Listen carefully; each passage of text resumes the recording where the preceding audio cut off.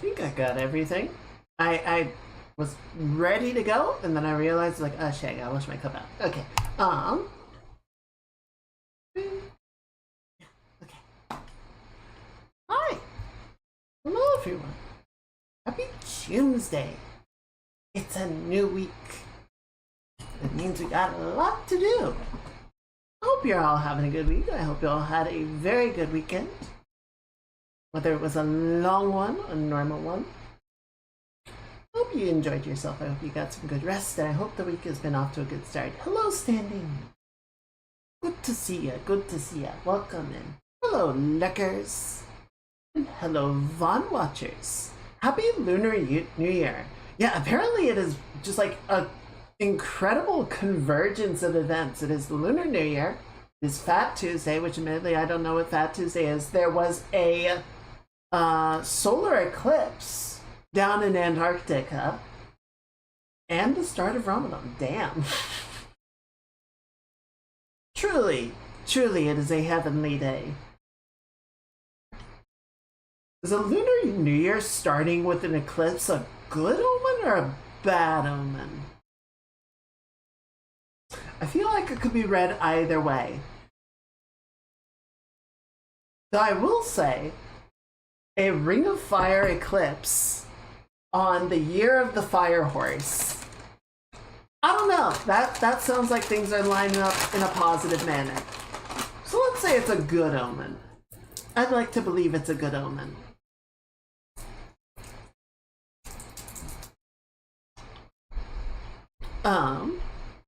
Just a little heads up. I realized as I was getting ready for the stream today, there was yeah, let's go with that. Let's be optimistic, shall we?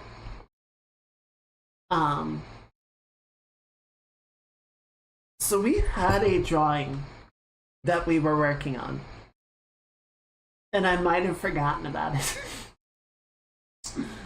So help me remember, once we finish the one that we're starting tonight, we have a work in progress that we need to circle back around to, okay? Because I want to finish it. I just, while I was, as we were wrapping up the opera one, there was some other stuff that I'm like, ooh, I want to do artwork of that. So that kind of like got on the to-do list, and then I forgot. Because I am very well organized, as you all know. Weird smell there for a second. Anyway, goodness. How was everyone's weekend? How are y'all doing? Well, I don't know. My weekend was a very mixed bag, as you guys may remember from Saturday. Thankfully, I did get the car back. They tightened up the radiator hose, and I took it by the mechanic this morning. Or not the mechanic, I took it by the dealer service. Because, they could they had everything to run a diagnostic, so I had to pay for that, which sucked. But they came back, they said they did a pressure test, it held steady for like 20 minutes, and it's like, okay, no, it looks good now. I was like, okay, cool. So I'm gonna keep an eye on it for a while and make sure there's any signs of like leakage or anything, but should be in the clear, at least in that regard. She's an older car at this point, so it doesn't really surprise me that, I'm at a point where it's like, yeah, I gotta take care of stuff. But she's doing well. She's doing well, and she's carried me a long way, so I can't complain about that.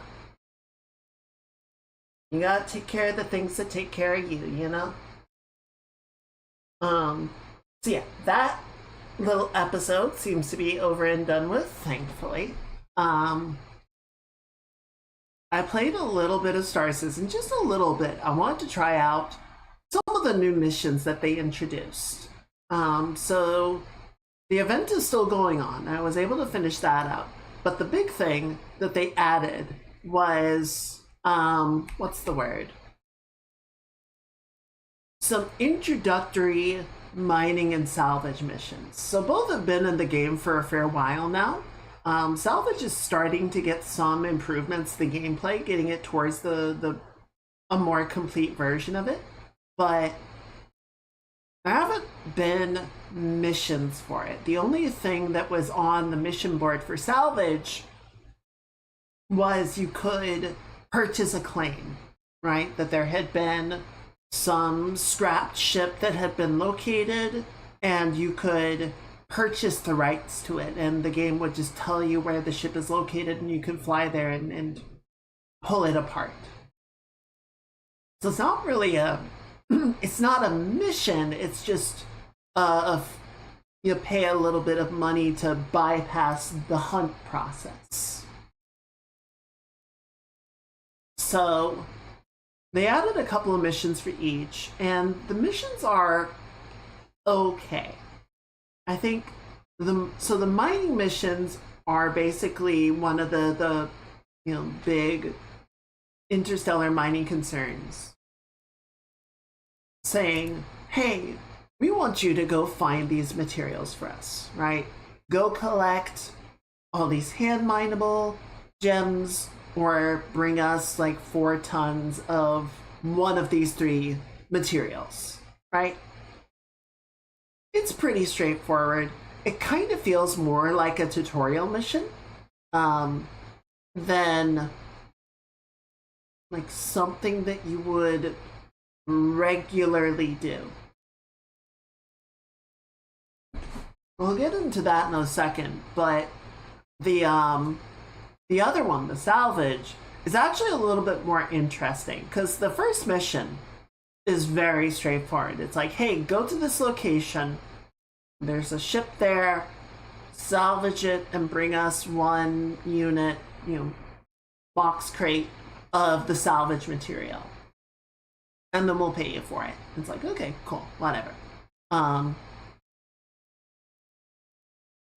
Once you do that, there's a mission that's a lot like the mining stuff, where it's just like, yeah, bring us X amount of the RMC, recycled material composite, which is sort of the regular material that you just pull scraping the surface of salvage objects, be it ships or debris or anything. They won't shoot at you while you're doing that. No. Hopefully. So there is always a possibility that some random player is going to show up and decide that they want to mess your day, or they might try and commit more like legitimate piracy, like actual roleplay piracy of, hey, give us what's in your cargo hold and we'll let you go. Theoretically, NPCs could do that, but there's nothing really in the game built to do it yet. I have noticed a couple of times where hostile NPCs have spawned, but it seems often to be the case of like, I am passing by a location that someone has started a bounty hunting mission. And so it has spawned the NPCs for that player to engage the bounty hunting mission, and I just happen to be seeing them. They're not like just naturally there, if that makes sense. So yeah, generally more chill than that. And during both of these missions, no, nothing happened. Though the introductory mining mission has you go to a location, find a cave, and then go into the cave and harvest some materials. So I was buzzing around trying to find the cave, not having much success, but I found just some hand minables on the surface, like a little deposit of laranite. Not laranite, aphrite. I'm like, oh, okay, well, might as well grab some of that while I see it. So I sat down, I grab my mining tool, and I go out, and I'm just kind of harvesting, I'm just doing my thing. And I hear like the distant sort of guttural yipping of a copian. The hound creatures, the very aggressive, very mean hound creatures. And, I'm kind of like, okay, I think this is going to be the last one. So I harvest one more, and I see a couple of like copian just sort of roaming around little ways away from me. Like they haven't seemed to have noticed me, but they have gotten closer. And I'm like, okay, I'm going to get back to my ship now before that changes. There's always a little bit of danger while you're out in the wild. You never assume that you are completely safe. I did take a gun along just because it was like, yeah, there could be copian. And I don't want to be caught with no way to defend myself. So yeah, one of the salvage missions is very basic. It's just like, get us material composite and we'll pay you for it. The other one is a little bit more interesting because it's like, hey, we want 2 power plants and 2 shield generators of these sizes.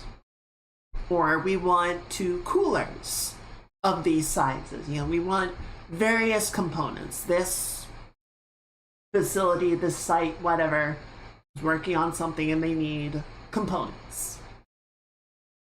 So theoretically, there is no requirement on how you source those objects, right? So if it's like, yeah, we want 2 size 1 coolers, you could just go to a store and buy 2 size 1 coolers and then take them to the location and drop them off and make a profit. That is a thing that you can do. You're, eating into the reward by buying commodities to resell, but it is a way to do it if you decide you want to do it that way. But what's sort of more interesting to me about it is, there's nothing that says, hey Lakota, thank you for the 44-month resub. I really appreciate all the support. It is very kind of you. And I hope you're having a good Choomsday. Welcome in. How are you doing?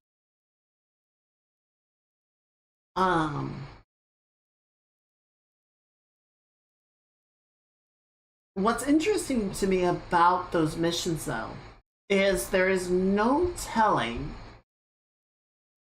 what you're going to find when you go out to do salvage, right? So you could go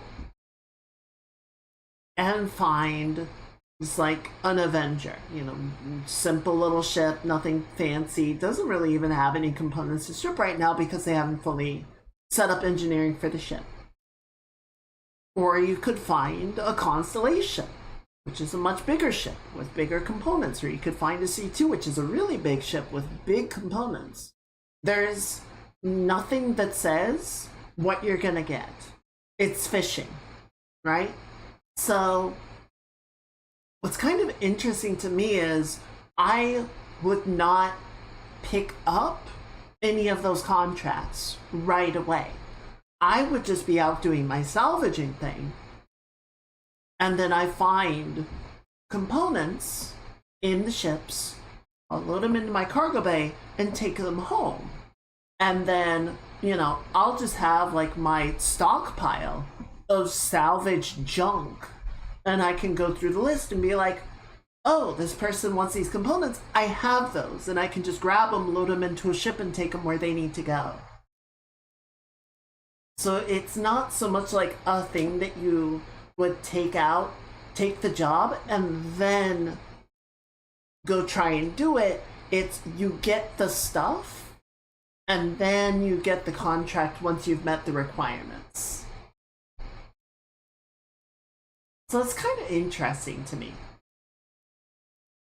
It seems like a neat way to sort of add secondary incentive. Or, just like give you something to consider as you're going through salvaging the ships, before you completely disintegrate them into scrap metal. take the time to go through them and strip them for any parts, because those parts could be worth something. And that's kind of nice too. It feels more like tactile as opposed to right now salvaging kind of feels like reverse power wash simulator.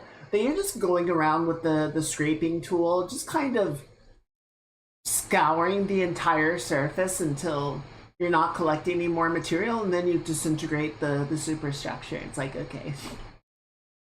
But the actual like experience of going into the ship, pulling components and commodities out of it, and then doing the breakdown feels more total, feels more real, you know?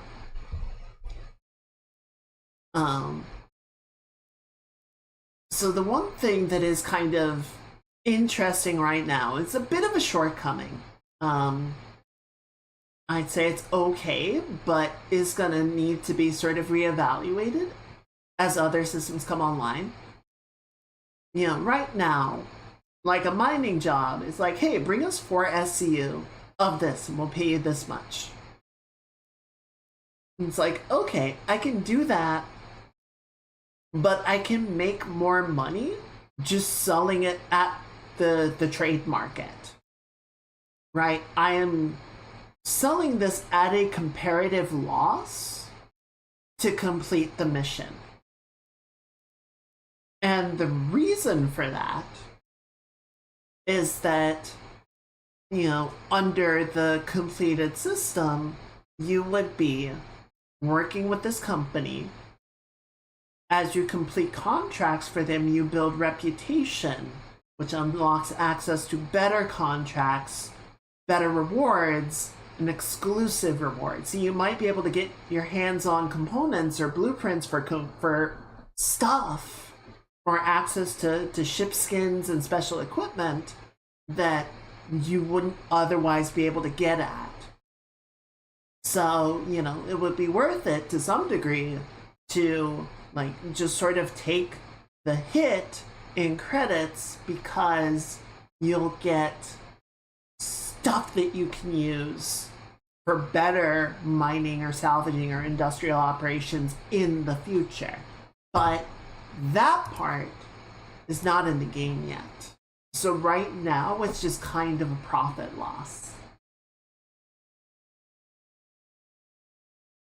I don't know. It's one of those weird things of kind of have to remind yourself that you are playing a game in development. And it's like, yeah, we're not necessarily doing this for the best money. We're doing it to test out how it works.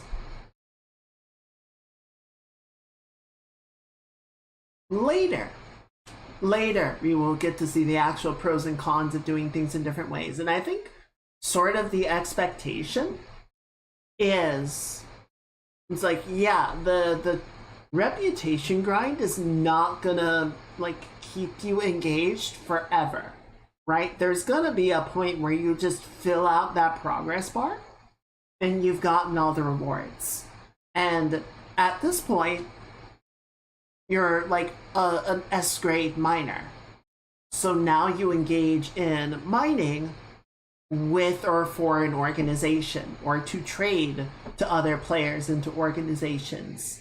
I feel like to some degree the reputation system is kind of like a long form tutorial, right?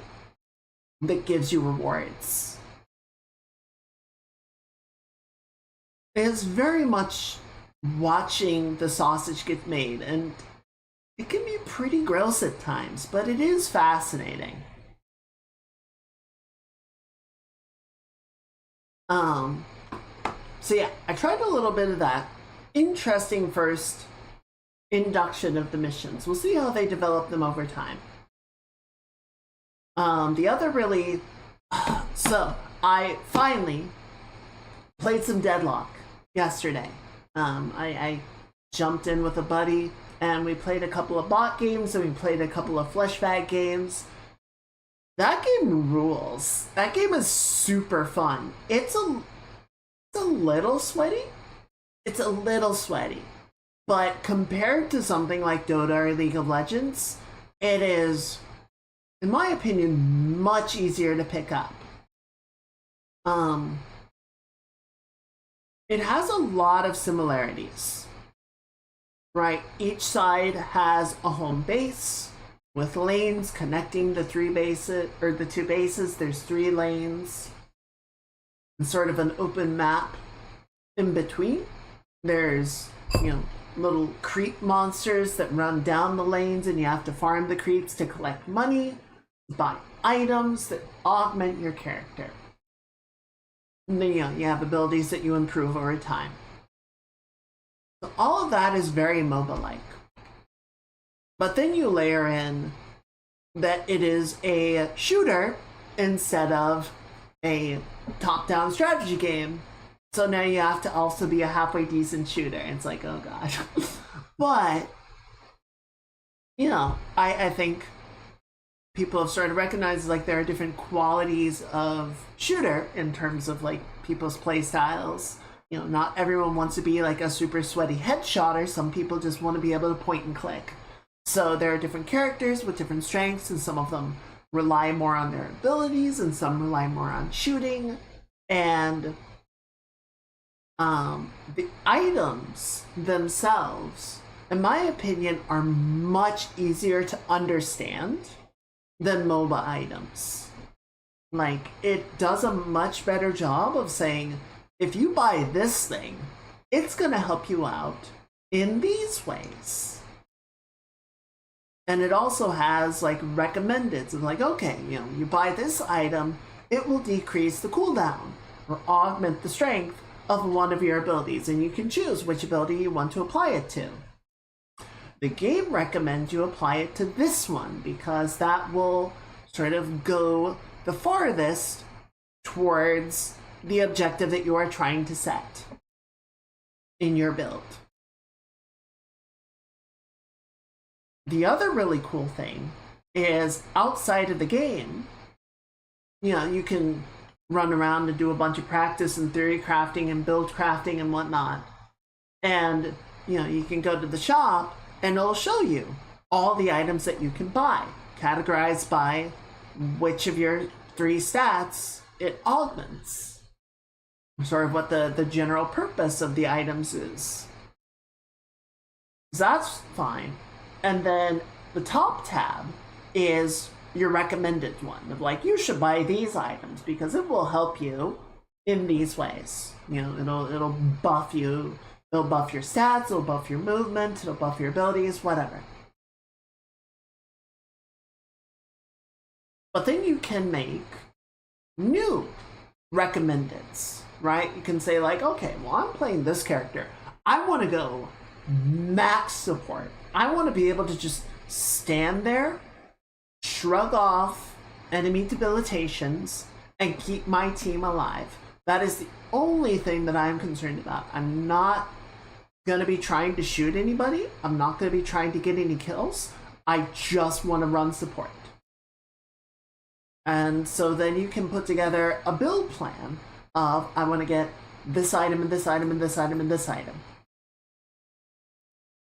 And then you can save that build plan, that recommended, and take it into games.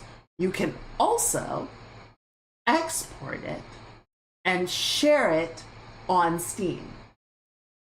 So, if I'm playing Page and I want to go a max support build Page, I can go on Steam and see what other players have been theory crafting and go, browse their recommended builds and go, oh, that's a really smart one, and download it and take it into my next game.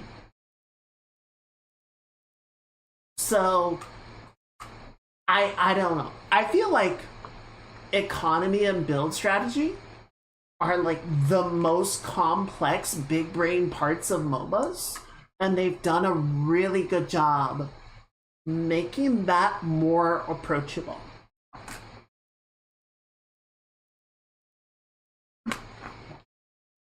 So I played 4 games last night. 2 bot games and 2 people games. And won both of the bot games. Those were fine. Lost the first people game. Still had a good time with it. Was still like, okay, I'm starting to figure this out, even if we're struggling and losing. And then we won the second people game. So, all in all, I had a really good time with it. I really enjoyed it. I really want to play more.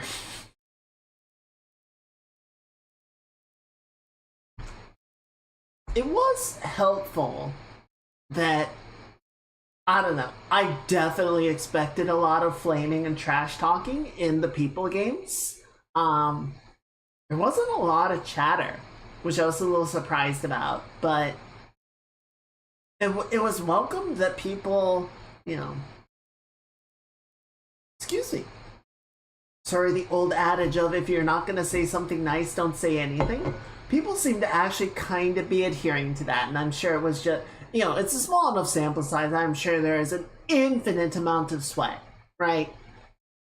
If I play more games, I'm sure I'm going to run into plenty of trash talking. But at least, you know, the immediate experience was not awful. So I'll take that.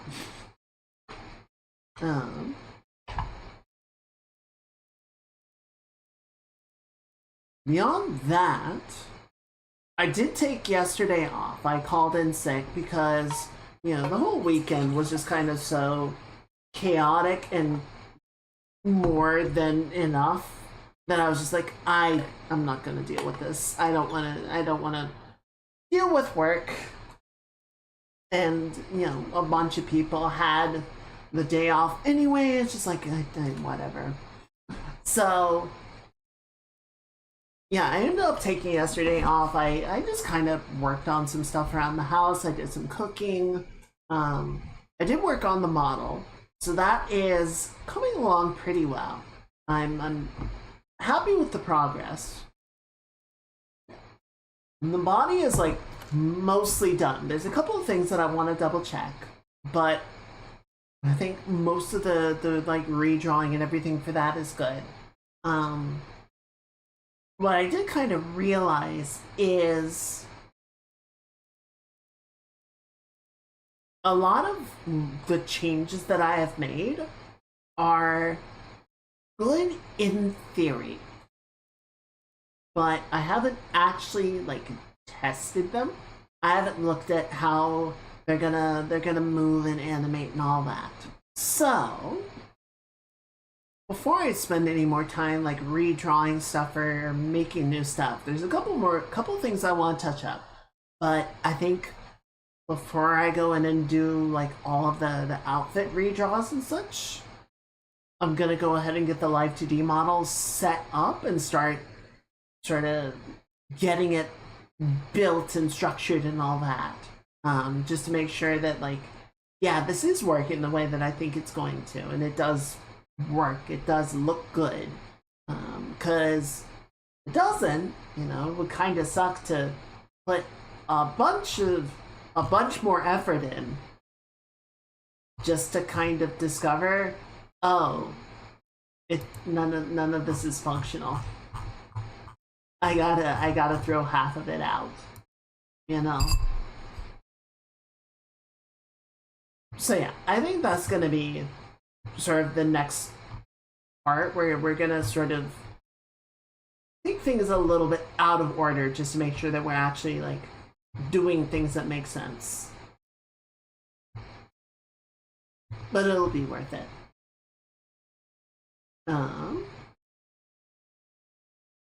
Yeah, that was kind of my weekend. It was a little crazy. It was a little crazy. But it was a good weekend. And having the extra day just to sort of relax and do stuff helped a lot. I think we should do this whole 3-day weekend thing more often. What if we did 3-day weekends? Like, all the time? What if that was just, you know, like, the normal? Personally, I'm for it. It just feels more balanced, you know?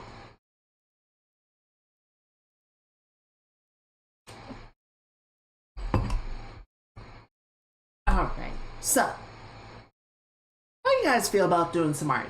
You want to do some art? I think we should do some art.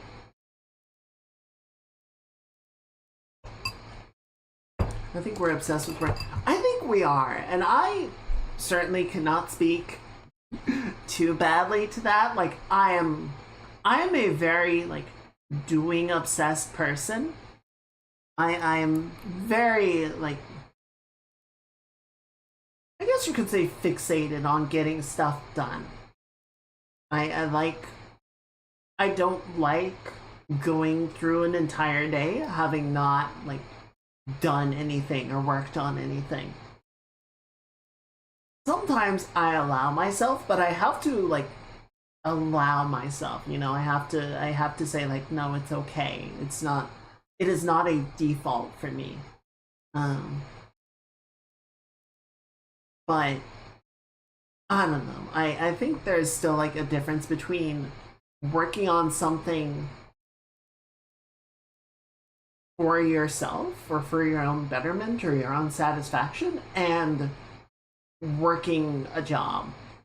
I mean, yeah, we gotta work jobs, but there's gotta be a balance to it, you know? Alright, so what is our plan tonight?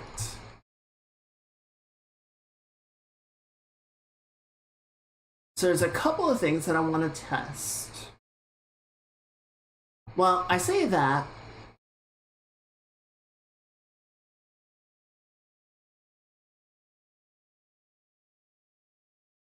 Yeah, we can test a couple of things and see what lands well.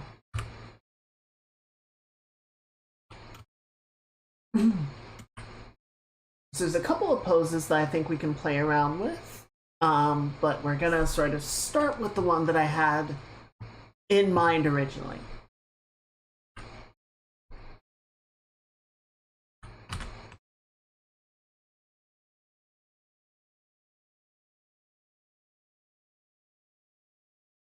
So we are giving this higher priority because we gotta have it done by the end of the month. We gotta have it ready by, when is it gonna be? I think it's next Saturday. Yes. Because the person that we are doing it for recently made partner here on Twitch Dutch Television and is doing a long stream on the 28th to celebrate.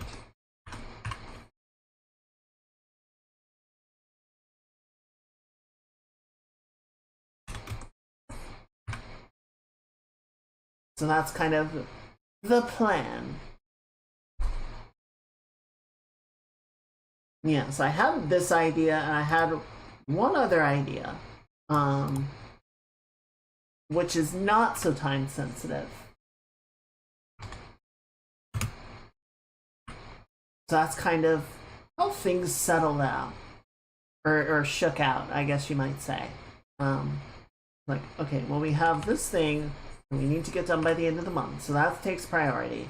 And then we can get back to working on the pages piece after that, and then we can work on the other thing once we finish that up.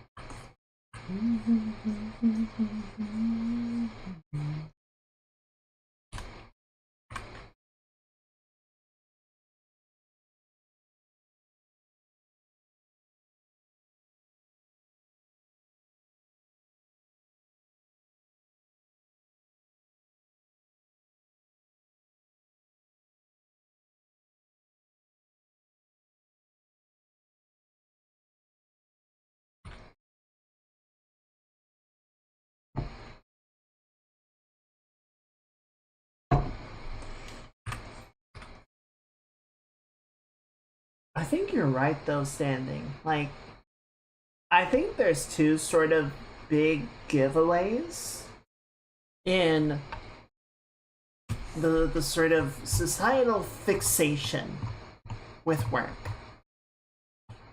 Give me 1 second. I want to rearrange some of my reference pictures just to make it a bit easier to keep them all in frame. There we go. That'll do.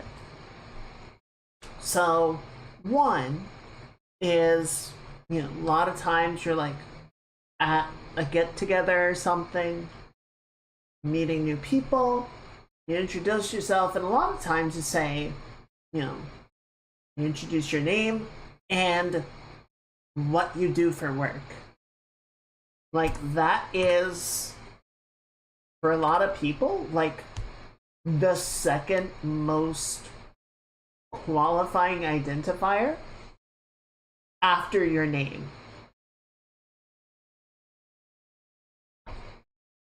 Yeah, and that's number two, is asking small children what they want to be when they grow up. It's like, I'm 7. I don't know. And a lot of times, like, boys will say construction workers because, like, they see construction workers working with the big machinery and it's like, that's cool. I want to do that.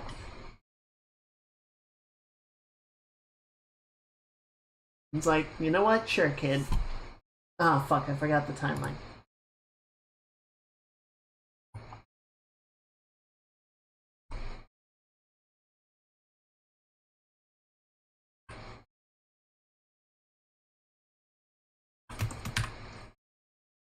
It's okay, I'm probably gonna end up redoing a fair chunk of this.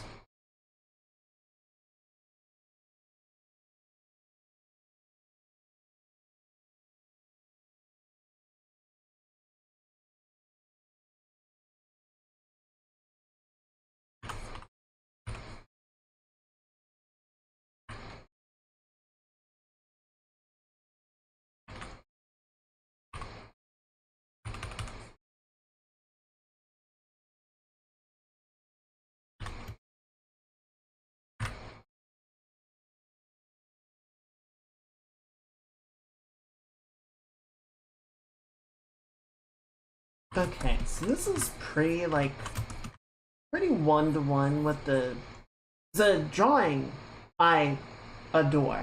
I saw it years ago and it's still like a beautiful piece of artwork, so it's very similar and posing to that. So we'll keep that on the side. Okay, let's just size it down.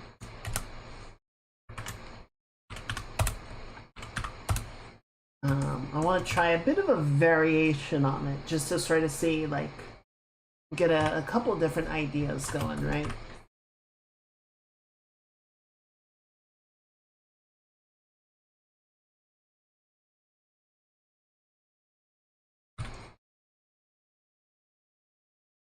And sort of see what lands the best.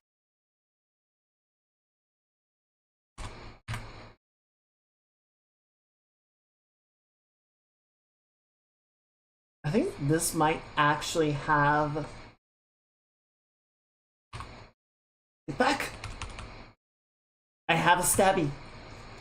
And I know how to use it.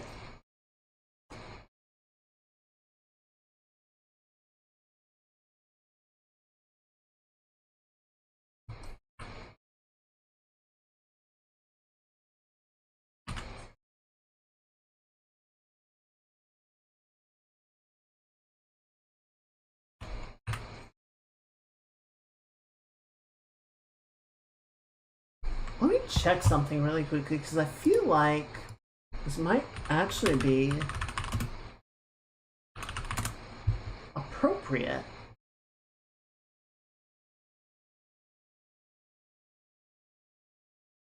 Maybe not.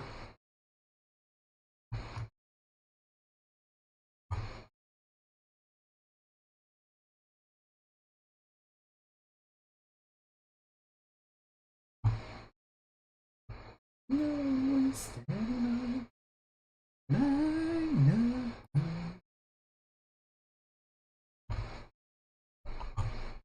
Yeah, I wouldn't call it particularly accurate, though. It's a little bit hard to know exactly what. Oh, okay. So I'm just browsing like poses or like proper Zweihander posture on Google. It seems like for actual Zweihanders, one of the common poses is more like that. So you have one hand on the pommel, and then one hand is actually up past the guard. There's like a blunt end or a blunt section of the blade past there, which is where the second hand goes to get greater leverage, I guess. Which is interesting, but we're not going to do that. It's going to be more like a bastard sword situation.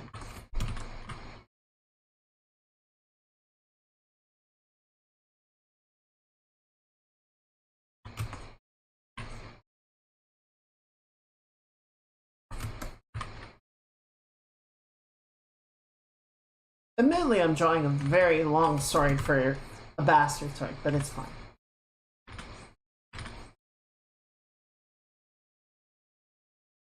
Okay. So, comparing the two, I kind of like the sort of general like flow of number two a bit more than number one. What I like more about number one though is it has a better sense of being like in a moment where number two feels more planted. And it kind of feels like they could just sit there forever. Right? I think part of what I really like about the reference drawing is that sense of just like a captured instant.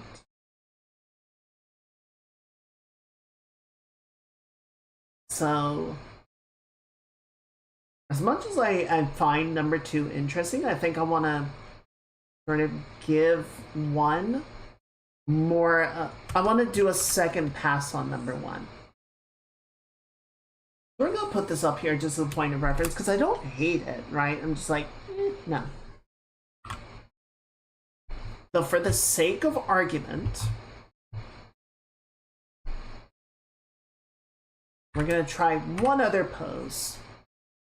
It's gonna be a bit of a departure.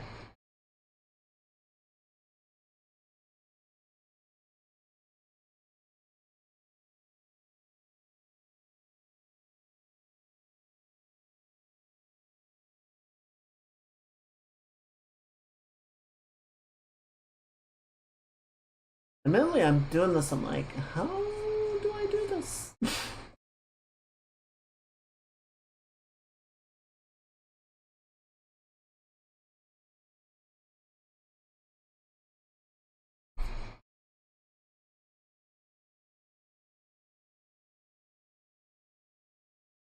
I, I I don't know where one of these arms goes. Hang on.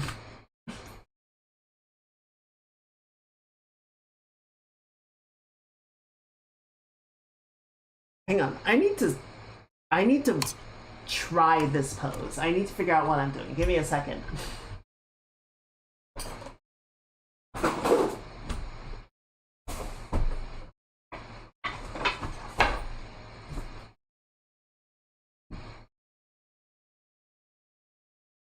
Okay.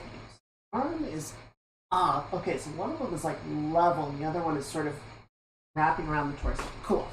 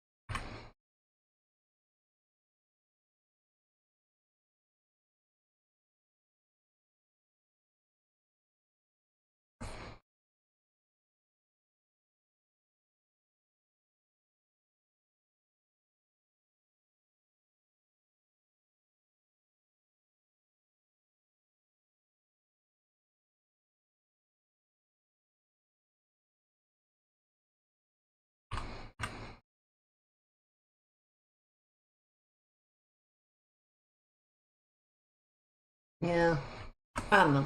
I wanted to, for the sake of argument, sort of put this pose down and see what it would look like.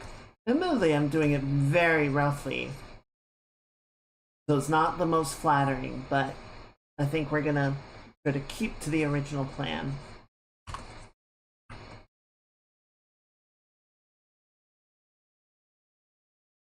Yeah, I want to do something more like epic film score tonight. It felt appropriate, as you say. Yeah, I don't know, like, maybe we could make it work. It would probably not be bad with some proper refinement, but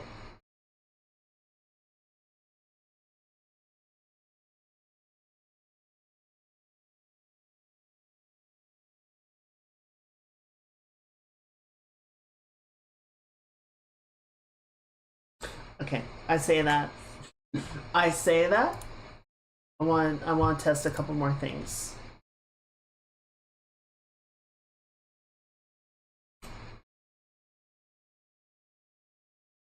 I want to try two more poses. And we'll try to figure out which one feels like it's sort of doing the best storytelling, yeah? So give me this one back. We're gonna try to create a duplicate version of it, where instead of this sort of almost like baseball swing, we're gonna sort of take the level posing.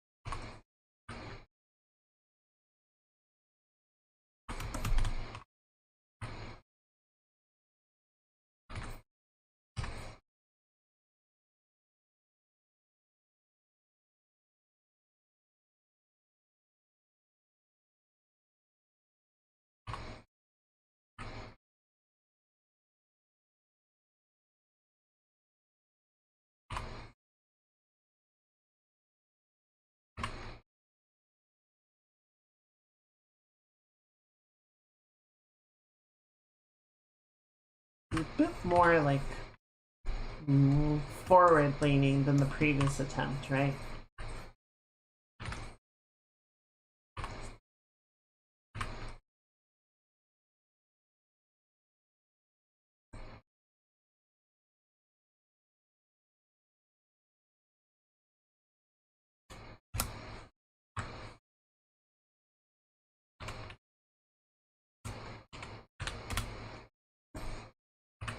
Okay, and then sort of going back to our first one. But instead of this sort of like backward hit,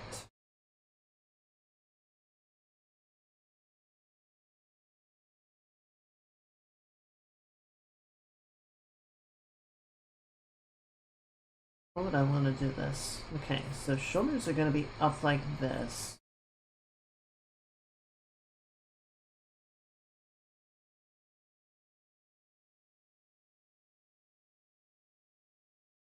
This is getting a little too close to the pose from the previous drawing, so I'm not super on board with it, if only for that reason. But it still work.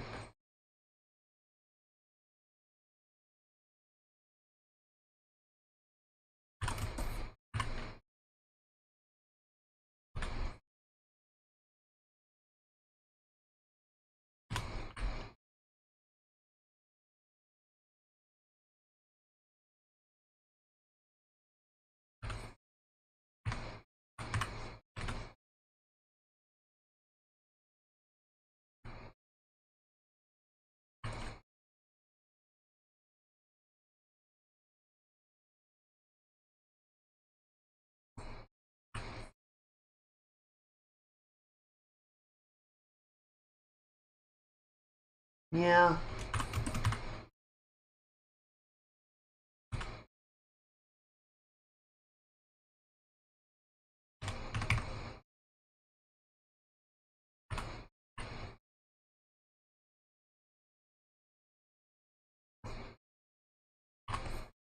Flipping the legs around, maybe that'll help.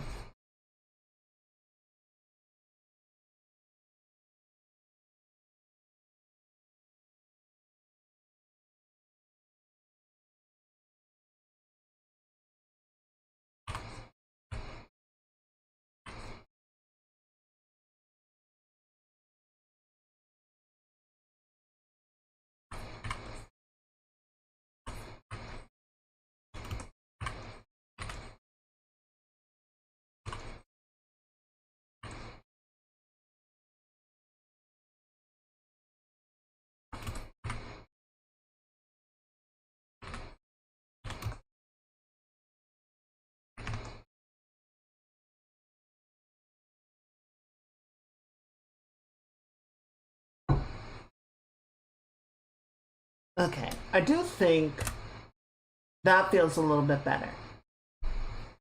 I think sort of uncrossing the legs does clarify the drawing, or clarify the pose in a nice way that wasn't hidden before. Um,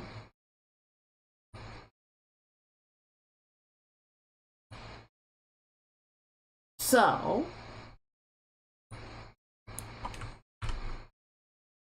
of these guys, we got 5.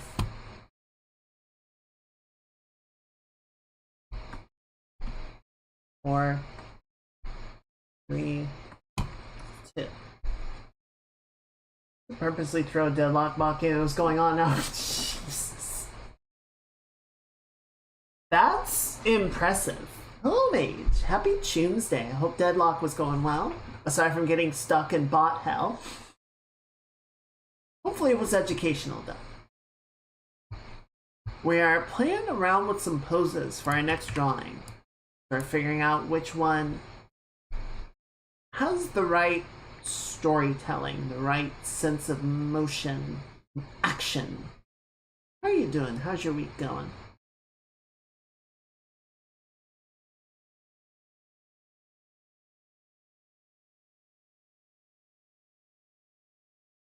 I didn't die in the air. I couldn't win with you defending. You're just two immortal beings locked in combat till the end of time.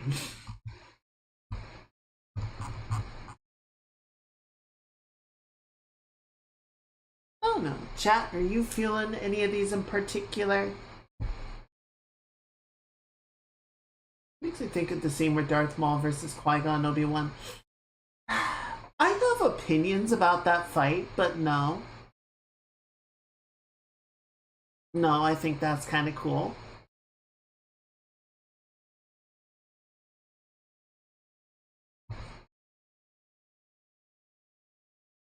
I don't know. If it were up to me, I would probably go. I'd probably lean 1, 4, or 5. I think 1 could potentially work. I think I just need to figure out some stuff about it better. Left the base and went to solve the objectives. Couldn't you just quit the game? Real winners quit. Shit sucks, hit the brakes.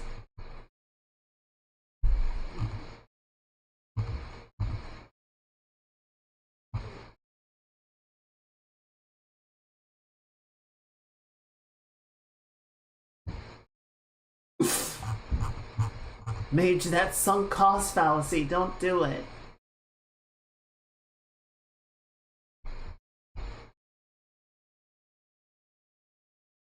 Like 3? Okay.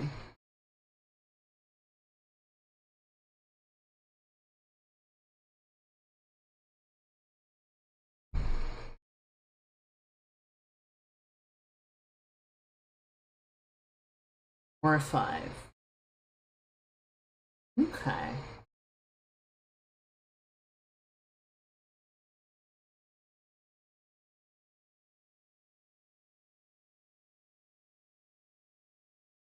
See, I like the general sort of side profile of the shot. I was thinking about trying, like, what would one look like if we, like, rotated it? But, I don't know, I kind of like keeping it in this almost isometric view. Or I guess orthographic view.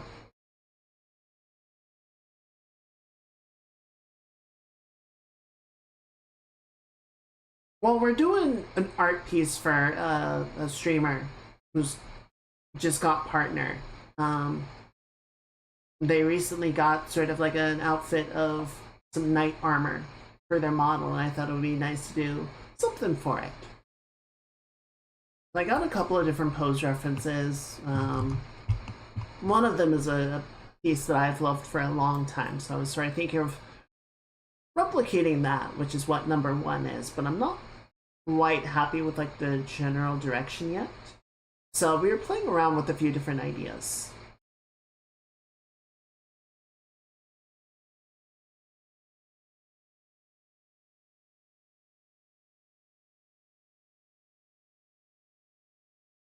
Hmm.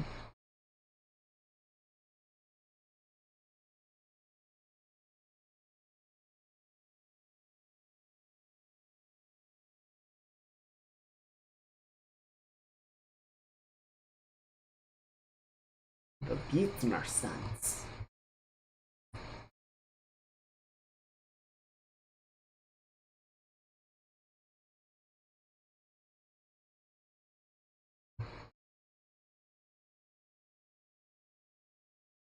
Um, they're generally pretty aggressive in their gaming. It's true.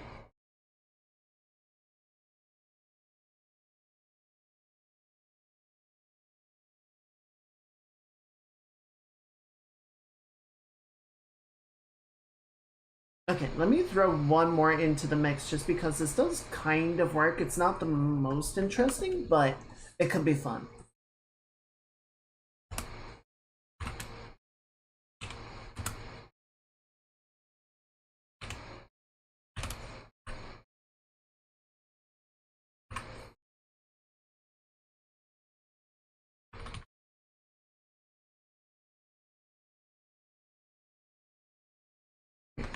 Move.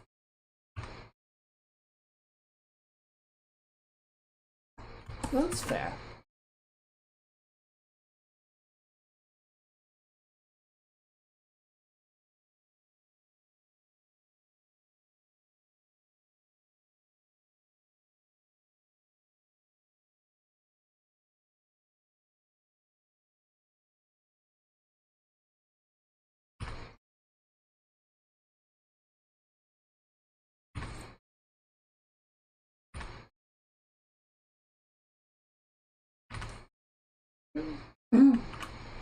More passive or defensive. Yeah, that's true. One is definitely a sense of like getting knocked backwards. Doesn't necessarily have the offense or the high ground, so to speak. It's definitely more sort of reactionary.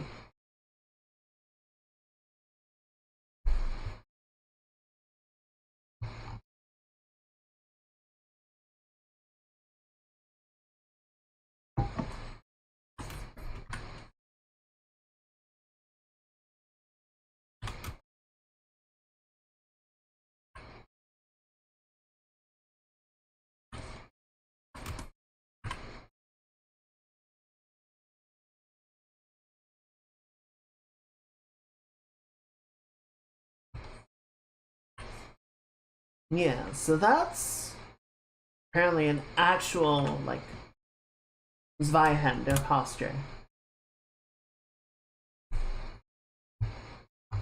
Or at least approximately one. Though it kind of feels like 6 would lead into 5. Like that's sort of the preparation before the charge.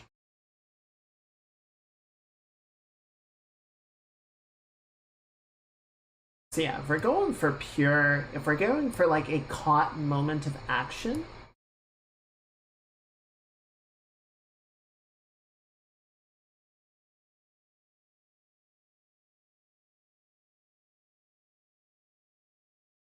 Yeah, one is probably out, which is fine.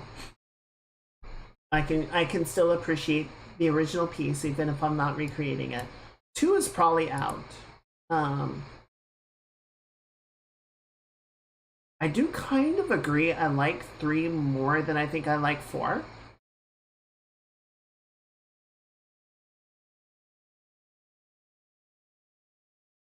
Well, it kind of makes sense because it's a heavier weapon. You can't really wait for the enemy to make the initiation. You need to control the space. You need to set the tempo because you're going to have a harder time responding to their tempo.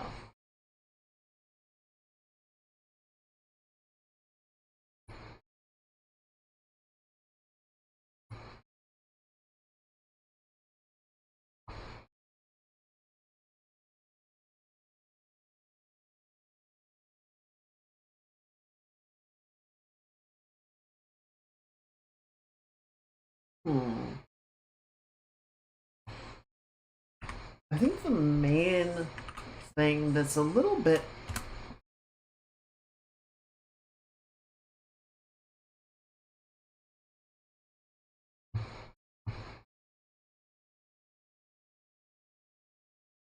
something about three doesn't feel quite right. It might just be a posing issue on my part.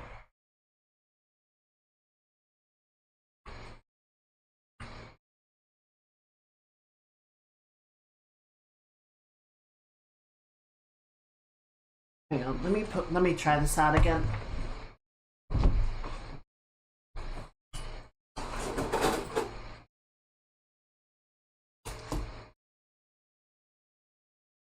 What is this hand doing?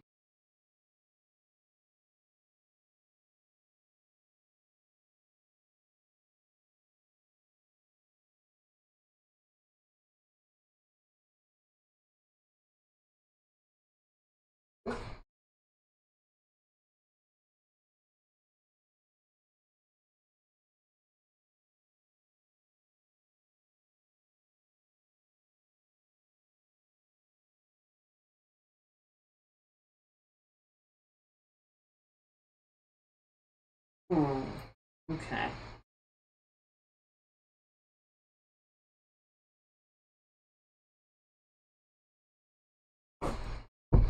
Yeah, I think it does make sense.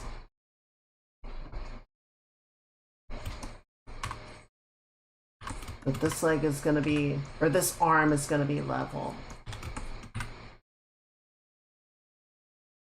So that can hold there. So it's gonna be like that. Yeah, but we're exaggerating.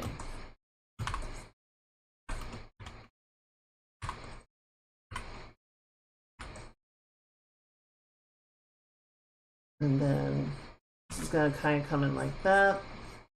You're gonna sit like this.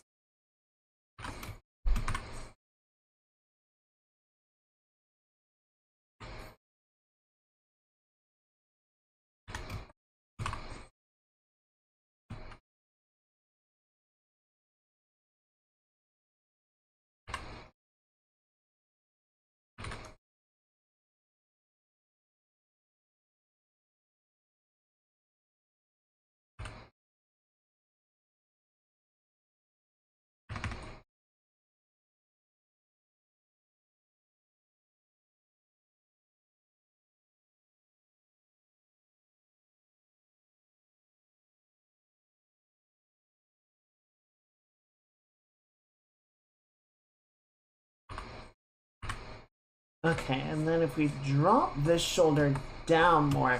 See, the thing I don't like is it's trending more and more towards a baseball swing.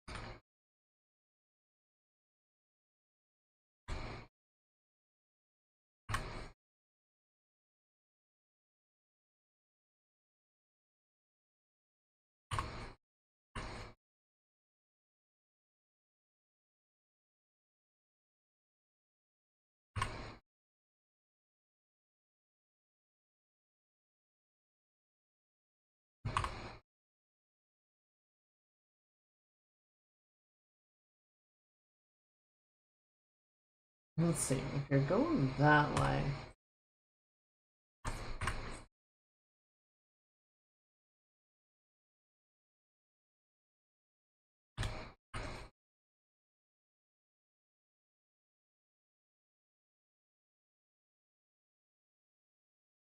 Yeah, see, it's just baseball at this point. That's not fun. That's not doing it for me.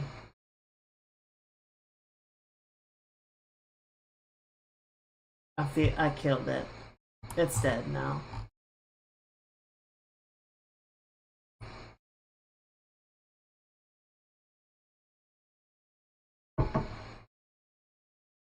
Hey, Tisha, we're starting out a drawing for somebody to celebrate their partner, their achieved getting partner. I don't really want to do a low pose or like a low sword. Not the vibe I'm going for.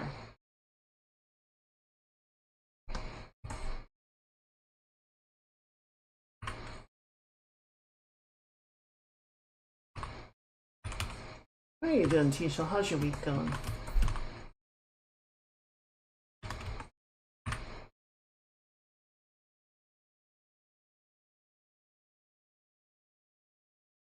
See, I feel like the more I would try to correct this one, the more it's just going to turn into 5.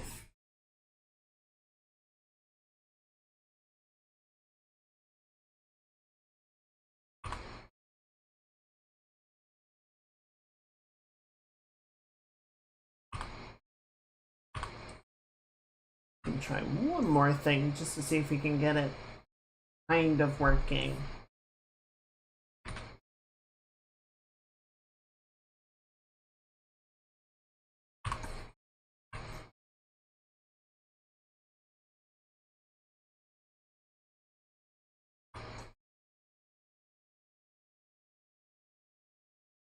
No, Borderlands books. Um, it's very similar to Fate, the game series. So I guess you would say like, I'm not sure what Century Knight, but like large sword, bastard sword. Okay, I'm gonna walk a lot of this back, and then we're gonna try one more pose. Yeah, let's just walk it back to there. And just sort of as a variation of this to see if we can get something I feel a little bit better about.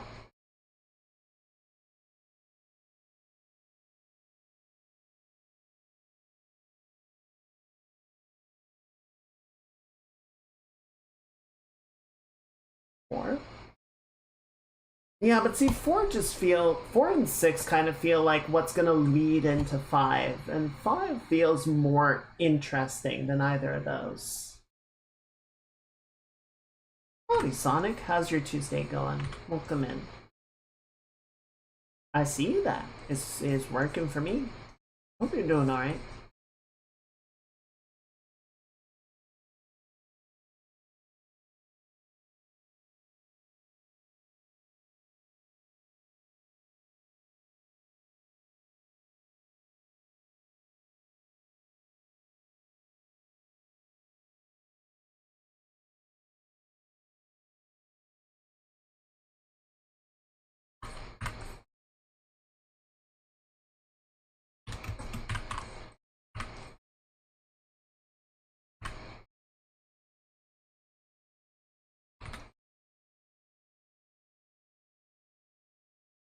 Left hand's gonna be pommel.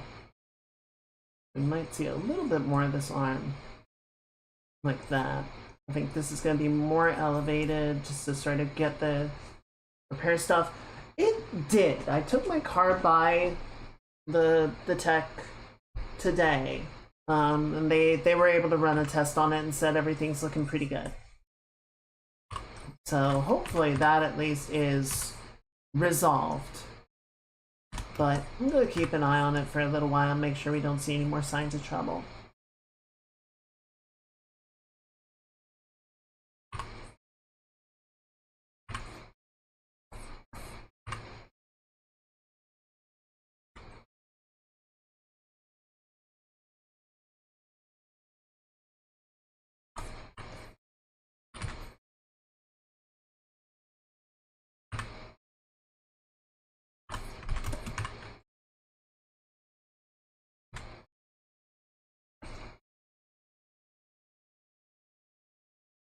It seems kind of interesting. I think we need to unbreak the spine a little bit, but it's at least kind of working.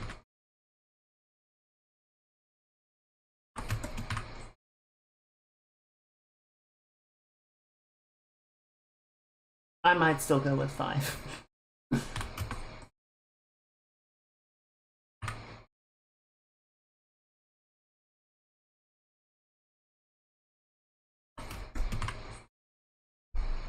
All of this said and done, I feel like 5 is sort of working the best.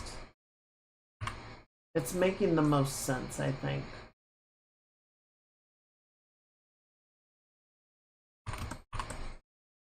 Okay, let's try this. This whole hip situation is not working for me.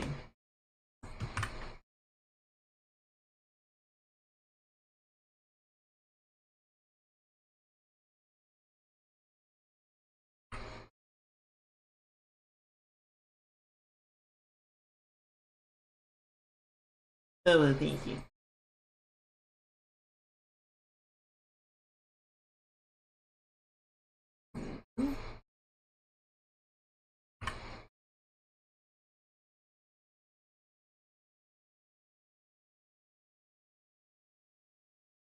Okay.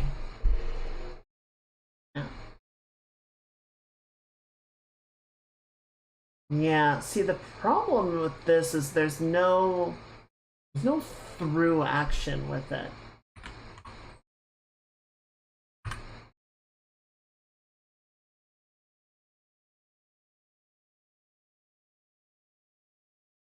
Potentially make one like this.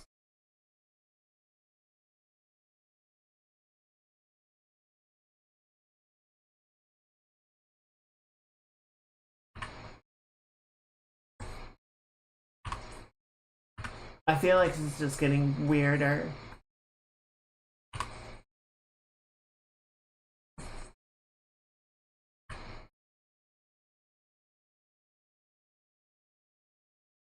Like there's almost something here, but it's not quite engaging the way that I want it to.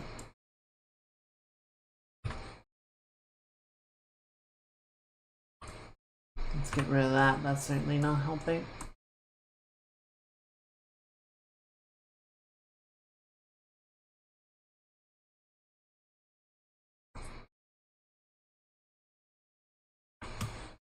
Yeah. I'm not. It's interesting, but I'm not really feeling it.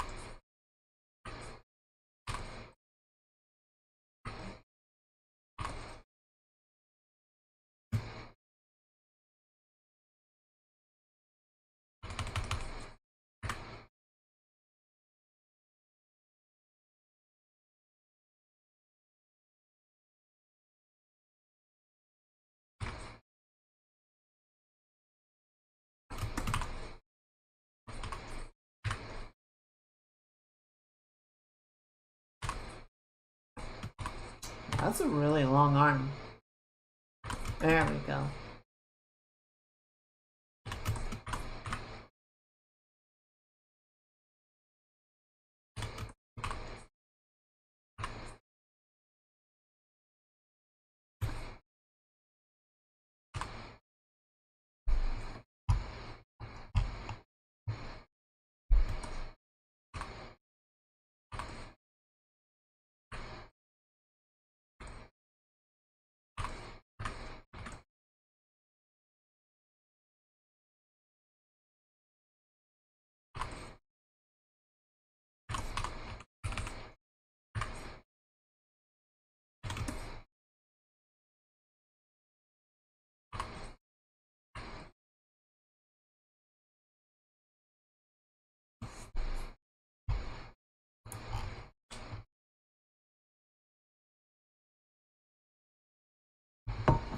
Hmm.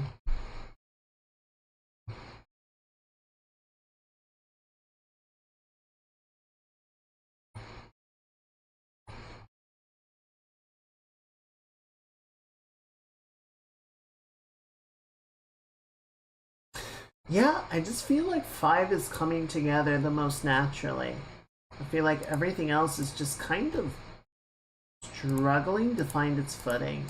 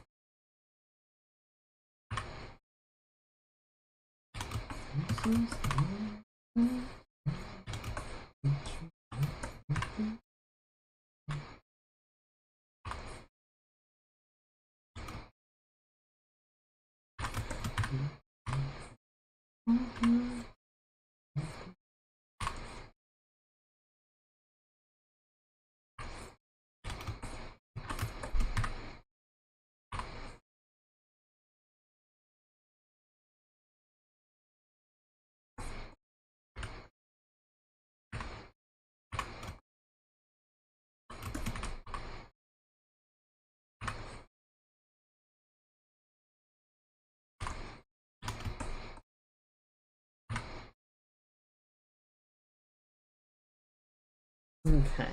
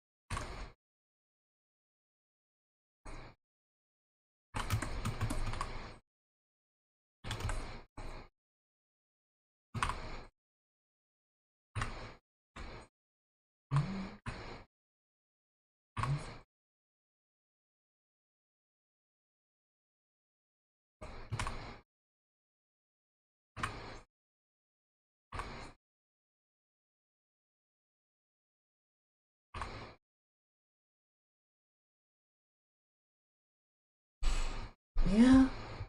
Okay, and then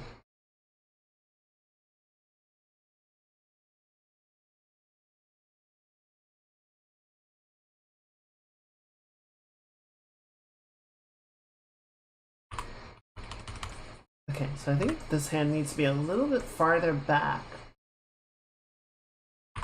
Because technically, like Saber carries her sword. Yeah, her sword is more of a bastard. Like it's anime large, but it's more of like a bastard sword in its composition and posture. But I think for this, it would make sense that the left hand is going to hold at the pommel, and then I think we'll straight of swing this arm a little bit forward, a little bit outward, to grip like this.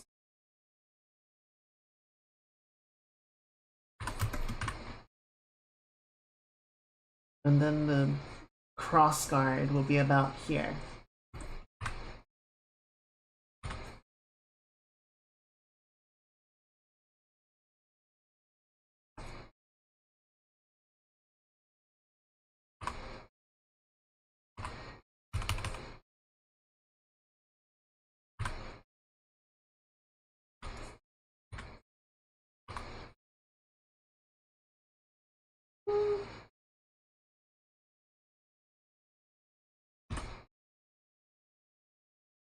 Okay, yes.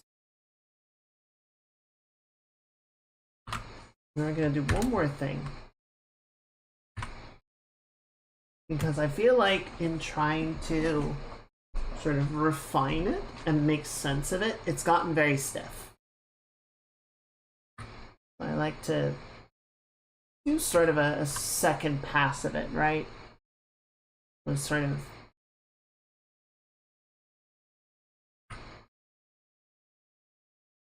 push the line of action. So we're not going to bend it like this. You don't want to push the line of action that way because that's going to sort of retreat it. We want to push it forward.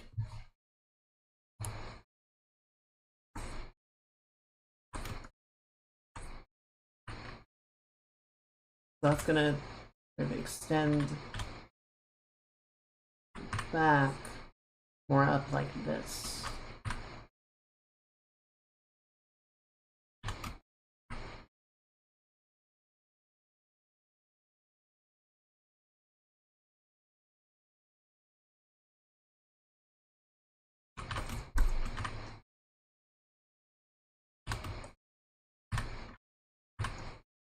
That's sort of the hips and lower body.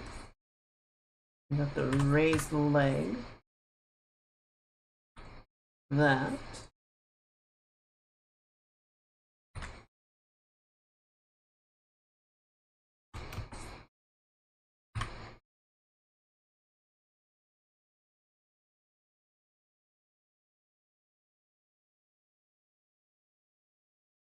Or so coming down like that.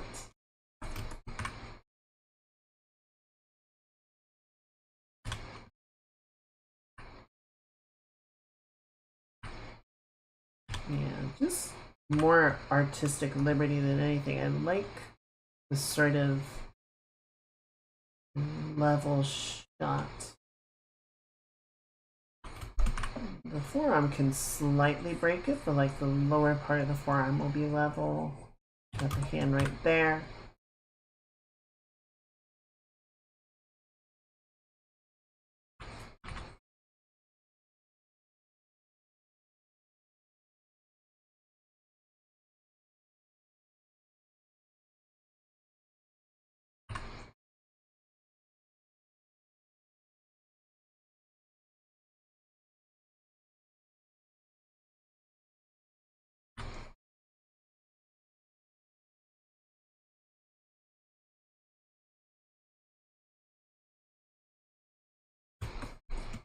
Okay, how's that feel to you guys?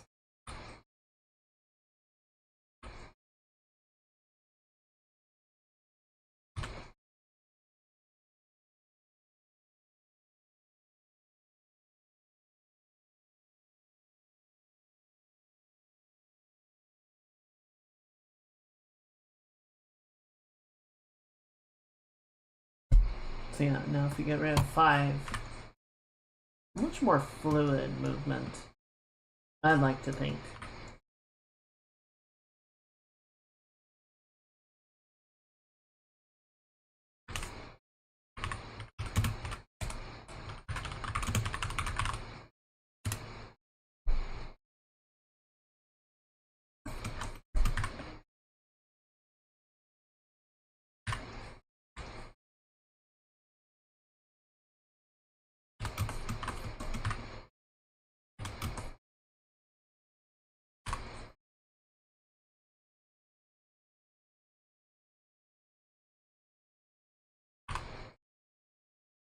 It's a little bit in the chest area I'm not super happy with, but we can keep resolving that.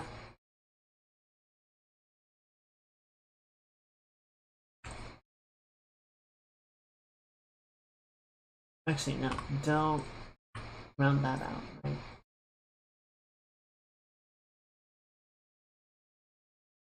And then the hips are going to be more lateral, so the abs are going to be kind of twisting like that. I think that works. So keep leaning the body forward.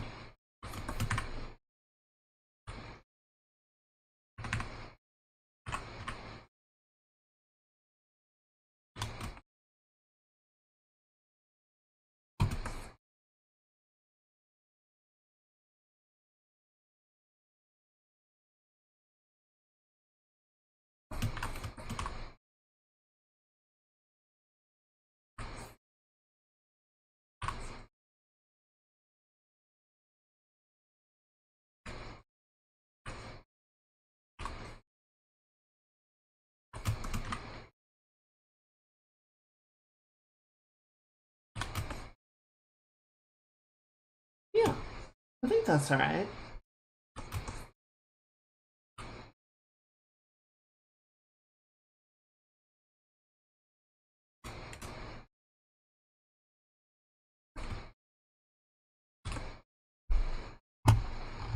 What do you guys think?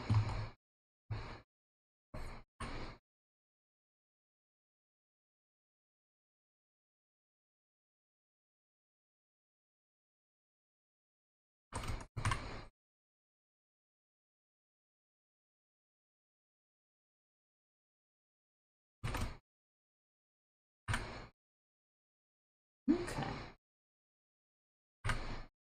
Yeah, I know we went through a lot of different ideas. The wind-up one was definitely interesting. I felt like the more I tried to make sense of it, the more it just looked like a batter's pose, you know? It's just, it didn't feel right.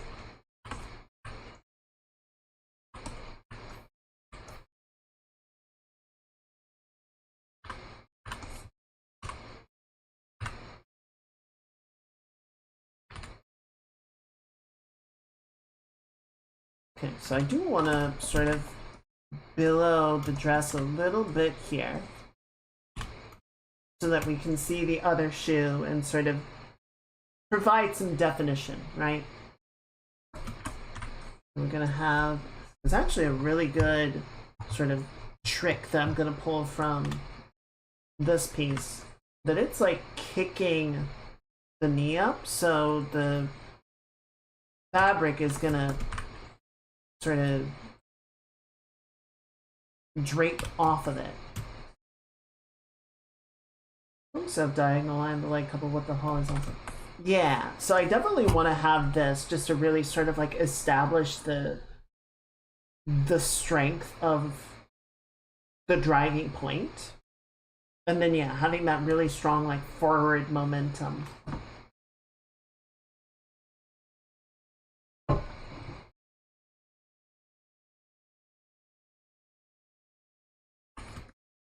Okay. So yeah, this actually has an interesting opportunity to do a lot of like drapery practice.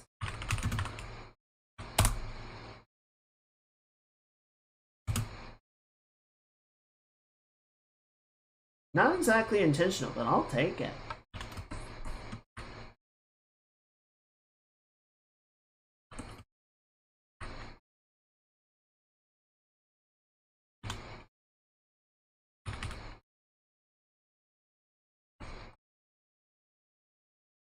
It's definitely too long of a dress for the knee to completely hike it up. So you gotta sort of figure out what it's doing instead.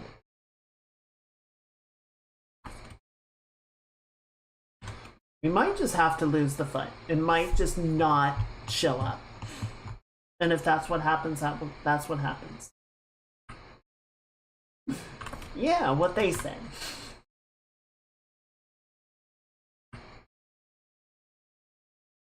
Yeah, I think it just doesn't make sense. As much as I want to have the foot for the extra definition, I think it just the fabric demands otherwise.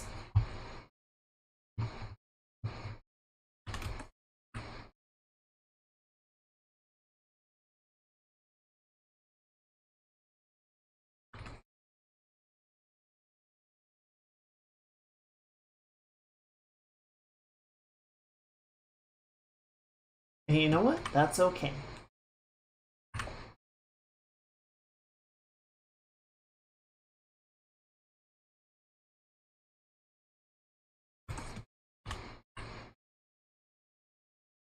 Got some armor plating around the thighs.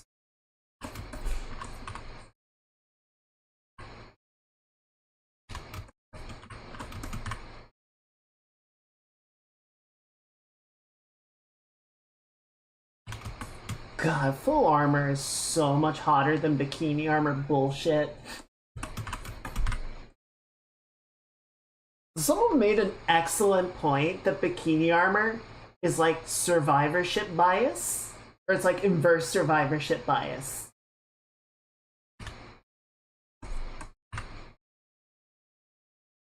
You see, we looked at all the female knights who were coming back with injuries, and we put extra armor in those locations. All the areas that weren't getting injured, well, they're fine, so we didn't put any armor there.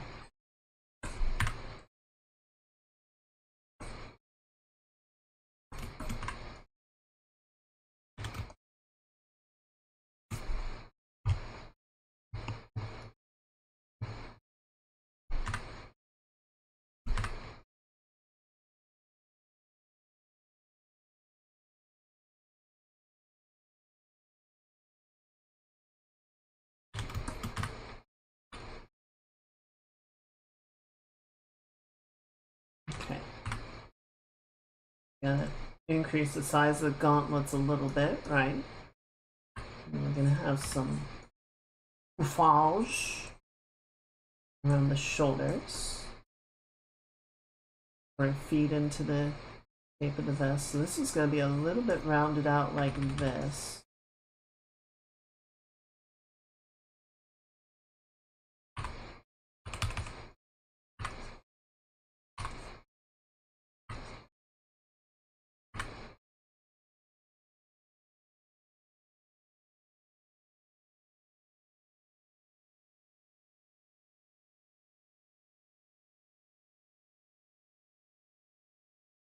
Equip a giant triangle or a pyramid. It certainly has merits. Until the part where you can't really move.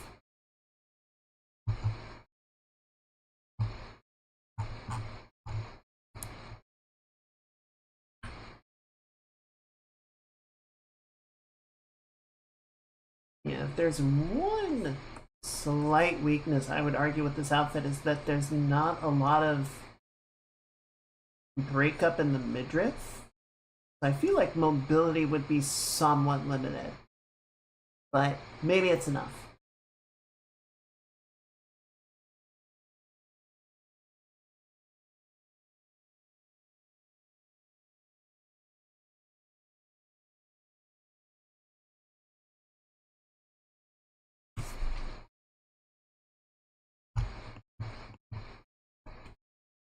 Got our normal sort of triangular plating on the shoe, like that. Flip right there. I'm just gonna give a modest heel like so. I don't think it's very high heeled. Just enough for kicking, you know? You gotta have that good kicking heel.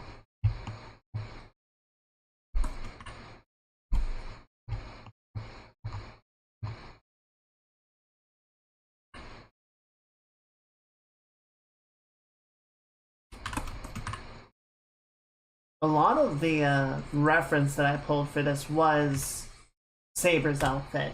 Luckily, I did get the actual, not the most effective, feasible, nor rational. No. But it would definitely have some amount of shock value, I imagine.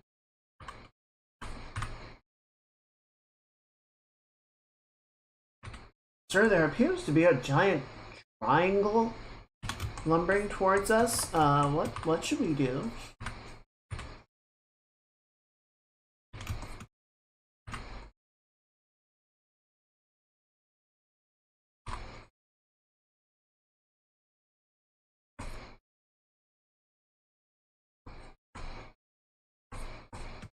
Yeah, I pulled a bunch of like Saber references for the pose and whatnot. And to double check the armor, just because, you know, there's more like instances of it in the round. But I did get an actual image of the model from one of her mods, so thankfully we're not going to be incorrectly like depicting any of the particular armor plates or anything. Similar overall composition, but very different in the details, which is cool.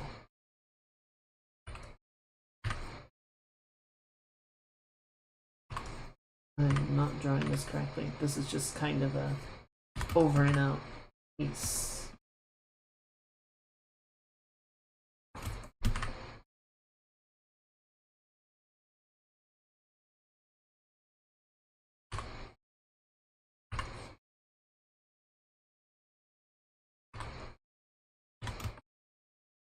Okay, so yeah, we got the main armor piece, and then we've got sort of a secondary one that, like, comes low and then kind of hops over and angles its way back down. Like that.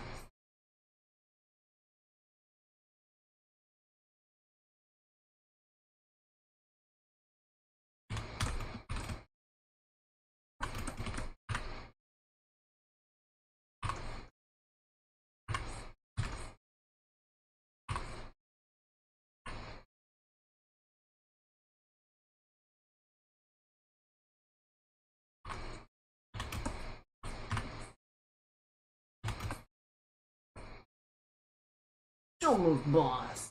Knock him into shape. But sir, it's already a shape.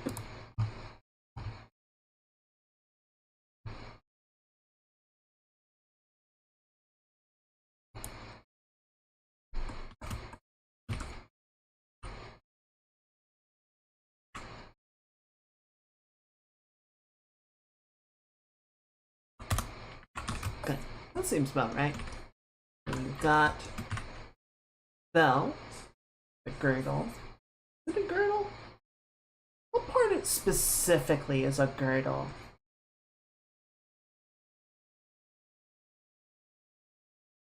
Oh, this is too high, actually. Bring this farther down the leg. Maybe bearish? Bearish. Done. The upper part of the belt, then we've got plate that comes down like this.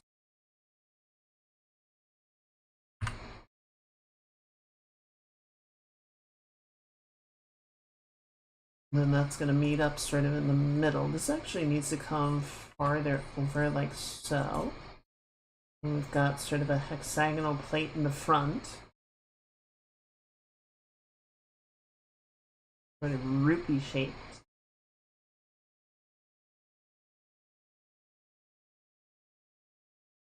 I guess we can bring this a bit more forward like so.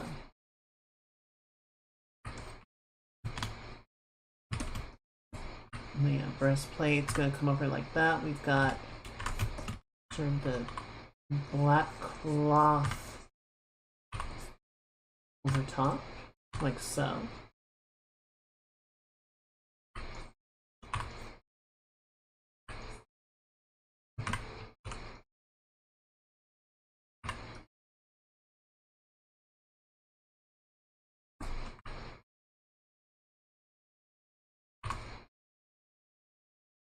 Yeah, one thing we're gonna have to do in April is we're gonna have another Star Wars Day drawing.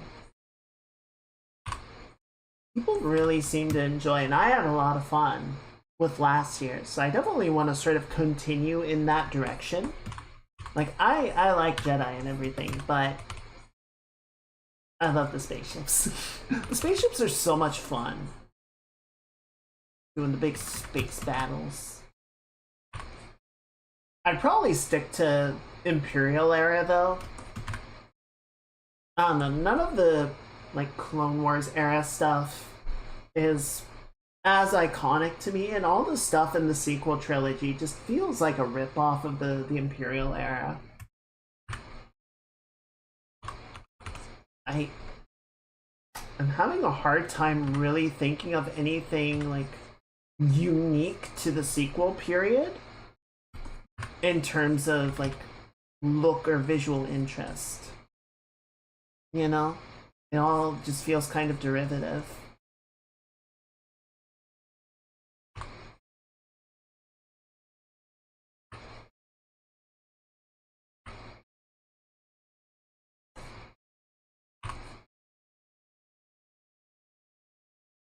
What was there?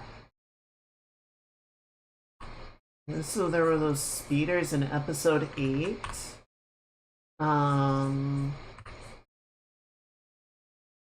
There was the First Order capital ship, which is basically a flying wing or not Death Star, Star Destroyer.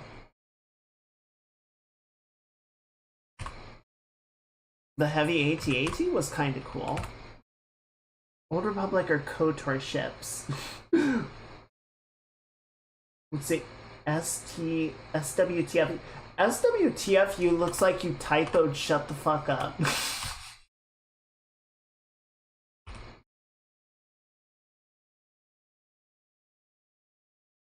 Oh, Force Unleashed. I was like, what do they mean?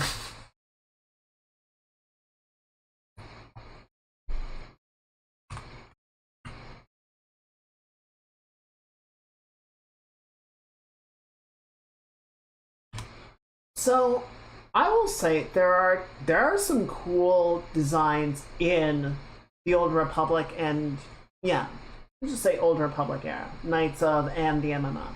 Um,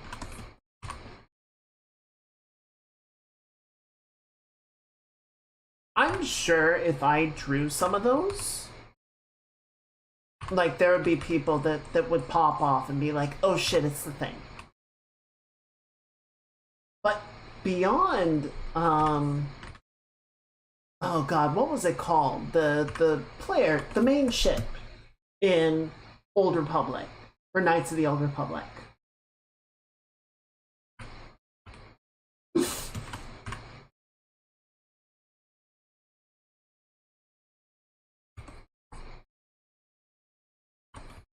Yes, the Ebon Hawk. Like the Ebon Hawk is a cool design. That's a good one. Beyond like that and Darth Malik's ship. Again, I don't know that there's anything like particularly epic or not epic, iconic. Right? All the little like fighters and whatnot are kind of throwaway. I don't know. To me, at least, they don't stand out as clearly as the classic designs. I'm definitely biased, but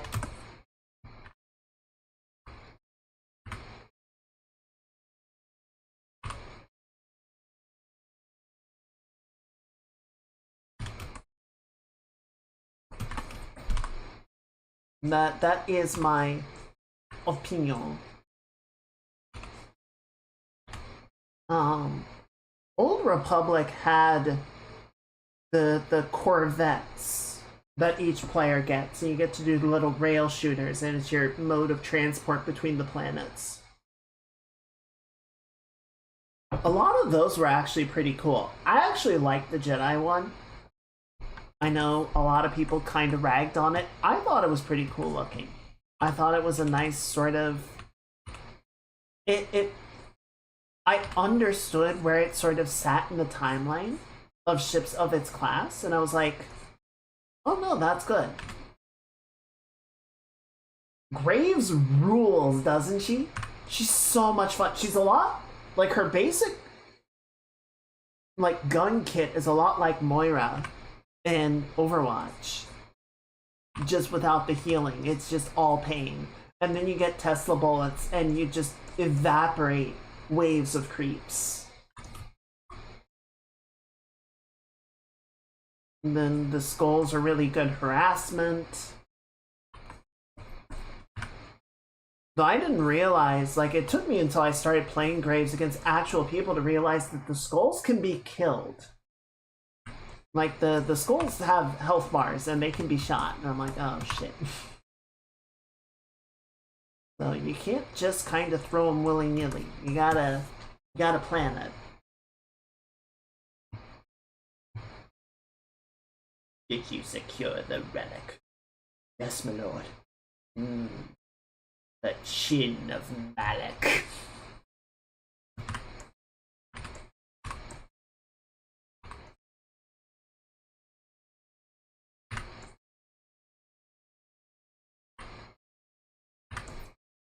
This we shall be unstoppable.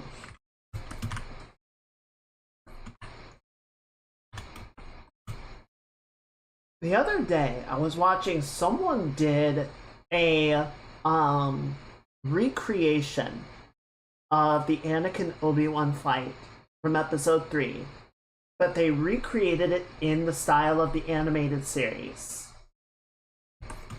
which I thought was very interesting. Um, I think there were two things about the animated version that I actually liked more than the live action version. Um, so one, I think if only because they had a little bit less, budget to flesh out the scenes compared to the live action one. They cut a lot of like sort of filler elements from the backgrounds. And so like the environments or the shots were much more focused on the characters, and I felt like it kind of removed a lot of clutter in an appealing way. And two, I never picked up on this, but it was surprising how impactful it was. In Revenge of the Sith, the two of them are on a lava planet fighting with blue lightsabers, but no blue light is cast on them at any time. Like the lightsaber props that they are using don't emit any light. And so it's just all red.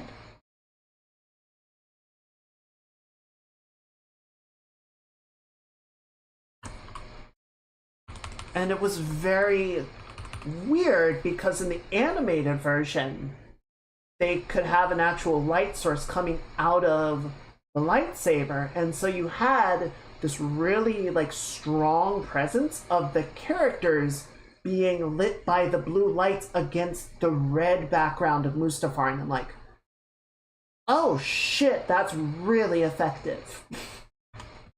And the movie just couldn't really do that. And I was like, damn.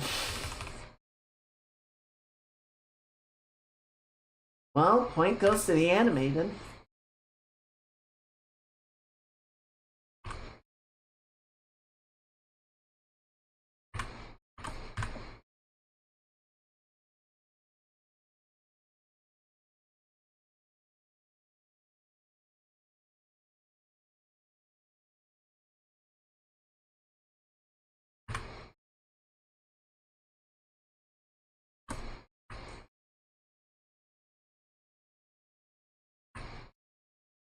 I'll link it later. It was a very cool recreation. But for the most part, they kept it, very one-to-one with what the movie did. There were just a couple of minor changes.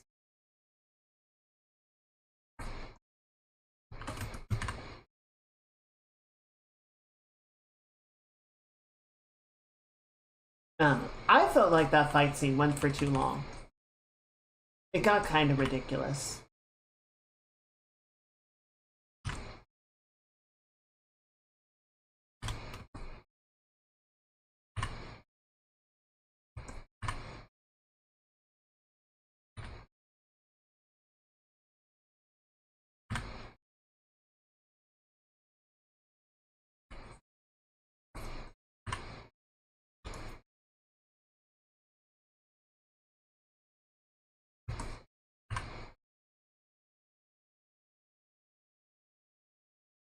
There's the recreation in micro series style of Speed.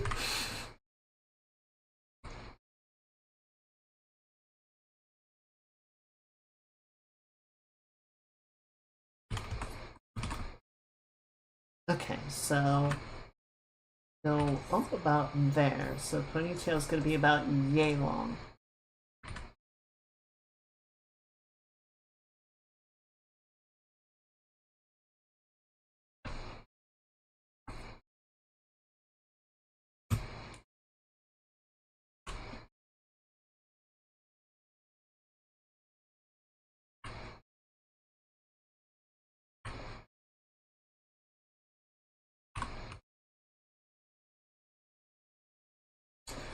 I wish I liked the Old Republic. Sith is losing track of Sith. Sith is Mach 5 now. And knees are gone. Never mind, never mind. Oh boy.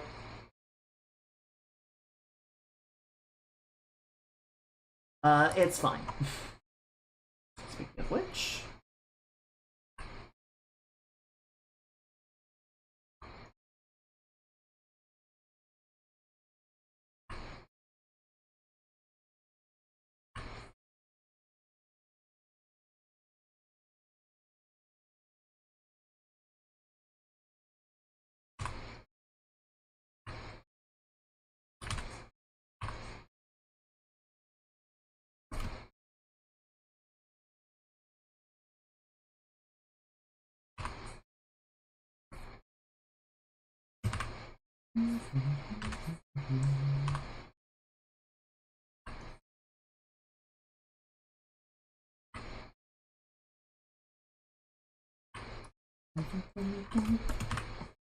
I tried the Old Republic. I tried to like it. Some of the writing was interesting, at least as far as I got. The thing for me is a lot of times when I am playing an MMO, I like to use it as a sandbox for storytelling. Right? Even something like Final Fantasy XIV, which has a very compelling story that I quite enjoy, I like to sort of, add my own flavor in my head and contextualize stuff in certain ways and sort of write my own story within the story. And Old Republic just felt like I was getting railroaded constantly. I never got to do anything outside of the narrative that they were writing, and that was very frustrating to me. Let's see. So I played, my main character was a Jedi consulate. The wizard one, the caster one. I tried the trooper. The trooper, like the chapter 1 of the trooper, was the most compelling to me. I thought that was really interesting.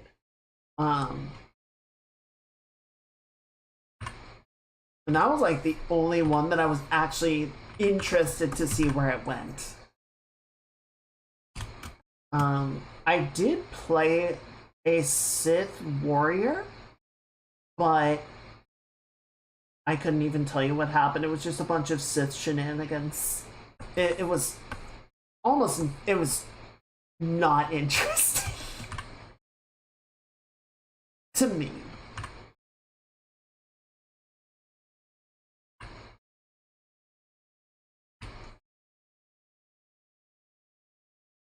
I think those were the 3 that I ended up playing. I can't remember if I tried making a Jedi Knight or not. I think I did. I must have.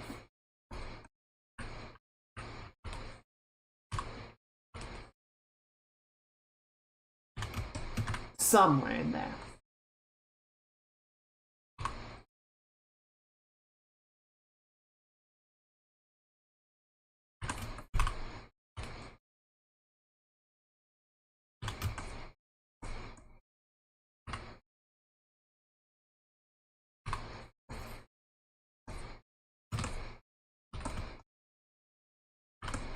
Romancing while trooper.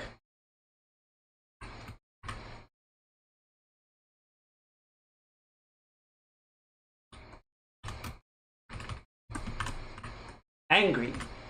Angry. But interested.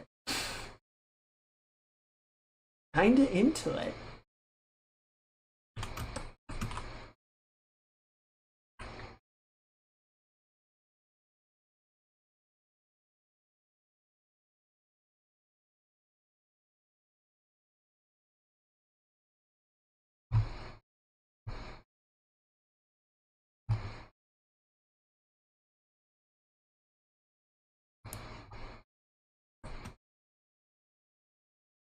Okay. And then let me double check Discord because I'm pretty sure everyone is just giving her Saber's sword. Right? Yeah. In as much as anybody's, I think there's only actually one instance with the sword, so we'll just go with that. But we will change the colors on it.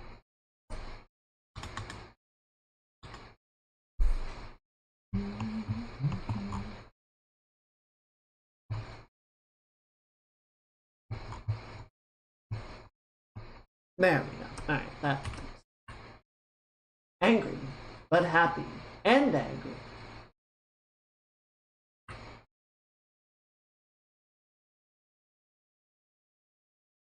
Yeah, I never got to Eternal Throne. I I never got to Endgame. I think I got to like level 40 or so, and I quit the game.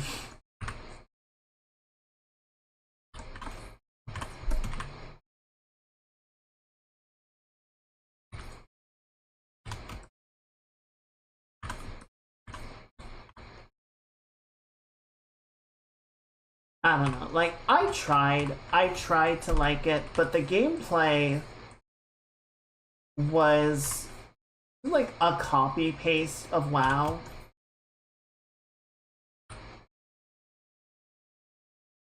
You know, the writing frustrated me because I never felt like I was getting to do anything outside of what the story wanted me to do. And the I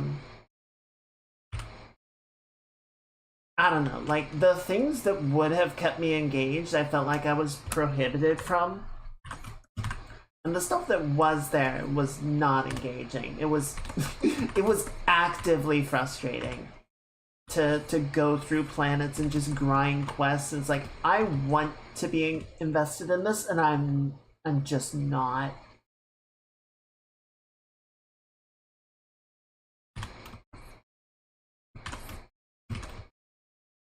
I am actively frustrated by being on this planet and I just want to leave.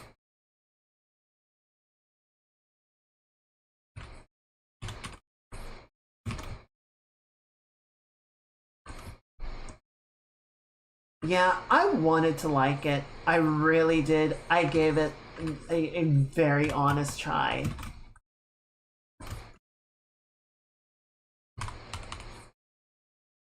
It just didn't work for me.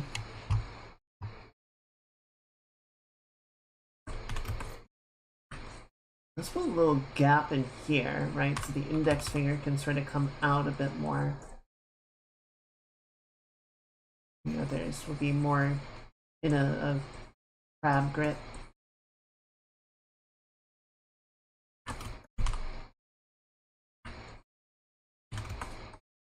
It's okay. There, I have honestly I've not played that many MMOs compared to like true MMO junkies, but I tend to hop from game to game.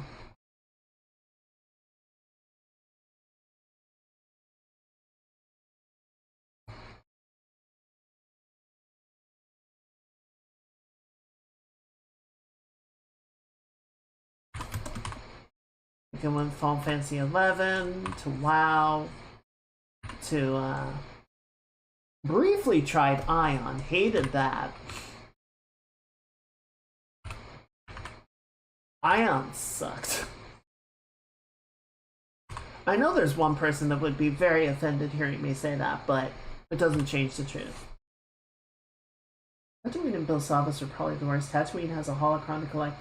Needs to wait for hours for a hot air balloon. Why would you do that? Why would you make that a thing in your game?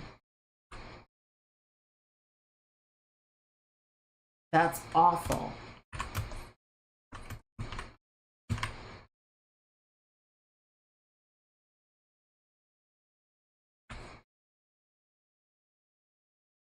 Yeah, I think the what was the planet in Knights of the Old Republic, the Ecumenopolis that got destroyed?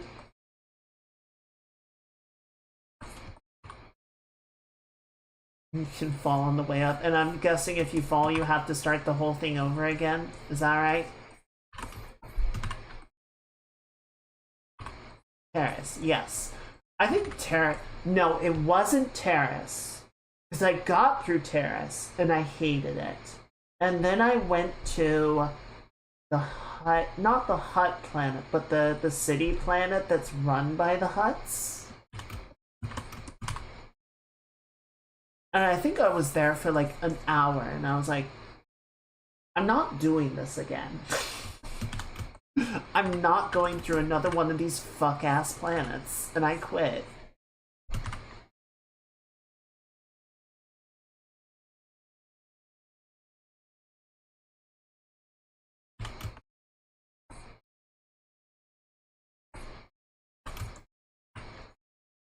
Yeah, never got to Tatooine. Never got to the end game.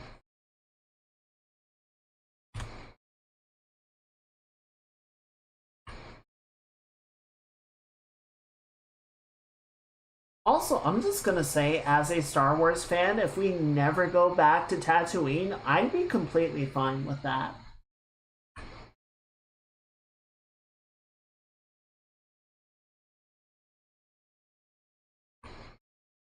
I think the backwater, middle of nowhere planet has gotten more than enough screen time. Thank you very much.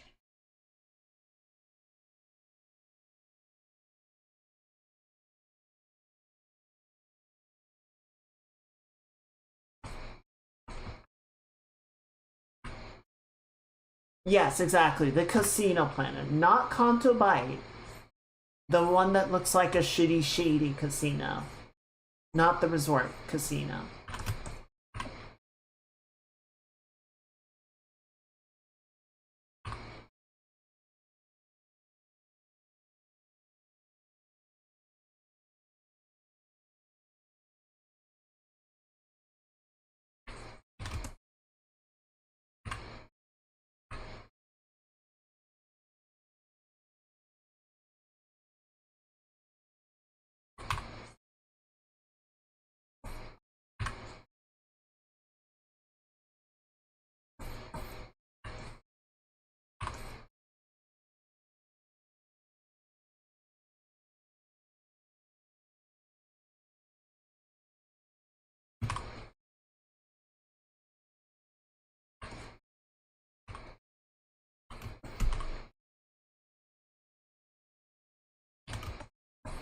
Here we go.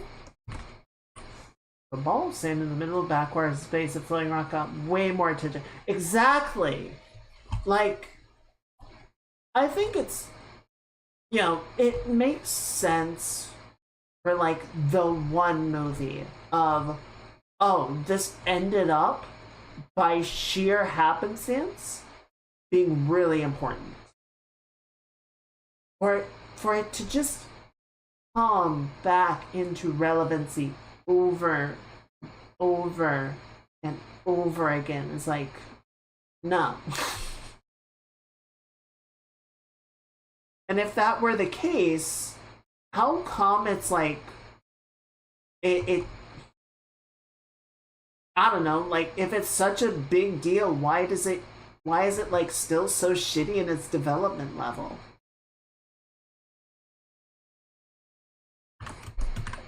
You know? Shouldn't somebody have like tried to make a move on it?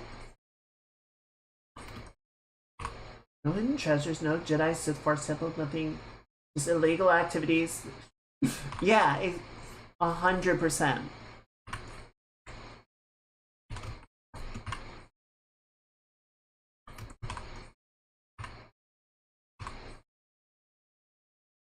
Basically New Vegas of Star Wars.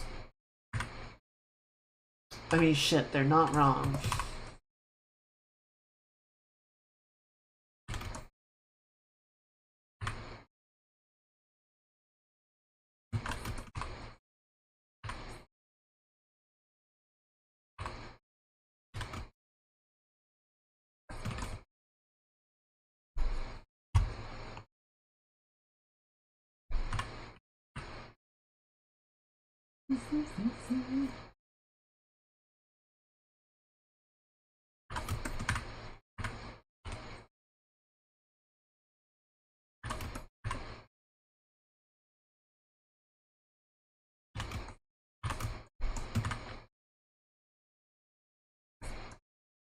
Top three favorite Star Wars planets.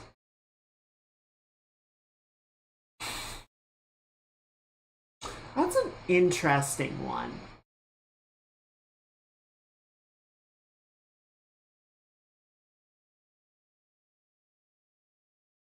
Okay, so Coruscant is definitely on the list. Oh, if we're talking book a vacation, I think Coruscant is off the list.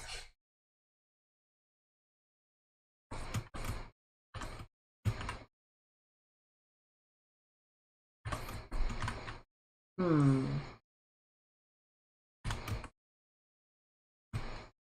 Okay, so if we're talking vacation destinations, that water planet from Bad Batch, that's probably top of the list. That place looks like paradise. Um,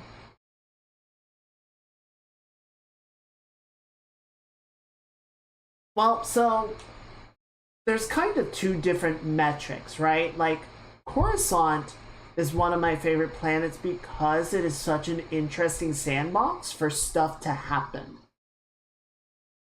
Right? There's all the stuff on the surface, there's all the stuff in like the levels, there's all the like the almost literal hellscape that is the lower reaches of the Ecumenopolis. Right? Like I was watching a video a while back, started talking about like what does level 1 of Coruscant potentially look like? It's like, yeah, it's an uninhabitable hellscape, populated by mutant golems and monsters. Because the only thing that is down there is toxic fumes and gas and garbage. It is a level of automated infrastructure that no sentient creature has seen in generations.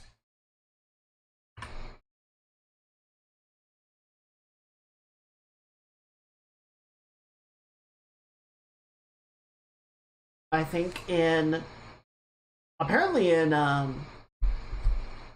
Jedi Survivor, there's a section on Coruscant. I haven't played the game, but somebody says the elevators stop at level 5. That is the lowest into the city that you can go. Levels 4 to 1 are completely like impossible to reach. It's like, okay, this place rules. This is super fascinating. Um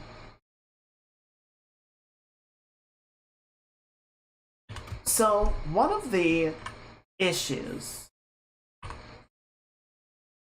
or one of the things that I'm sort of trying to like consider, Bespin would be really good for a vacation destination. That would be a lot of fun. Um, and maybe Endor. Endor could be really nice to visit.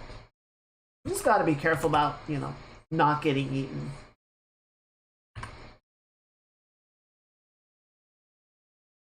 Yeah, so it'd probably be the Waterworld from Bad Batch, um, Bespin, and Endor would be my vacation locales.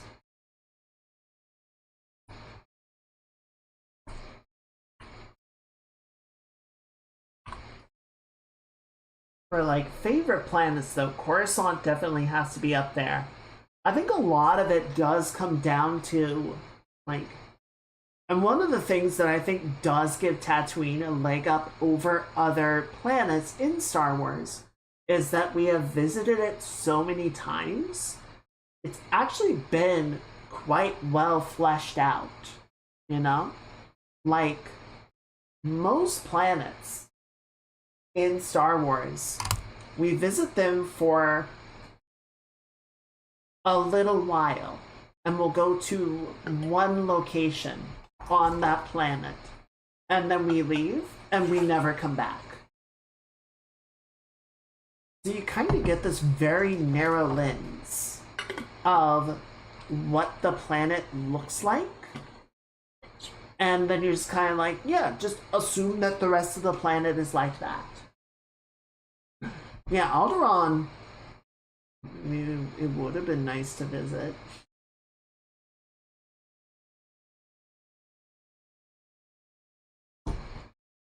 Unfortunate.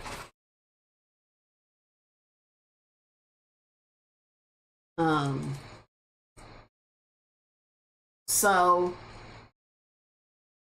I don't know. I guess the planets that generally like are my favorites are the ones that have a lot of storytelling in them. I guess sort of by that token, Yavin would be pretty cool. Yavin has a lot of history to it, which I dig.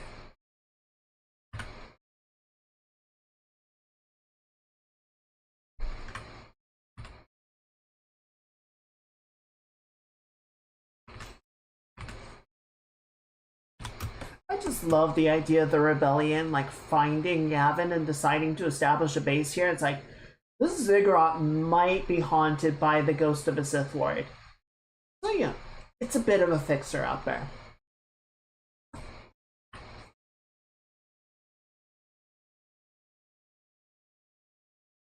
Like 3 scenes of Alderaan, and that's New Hope.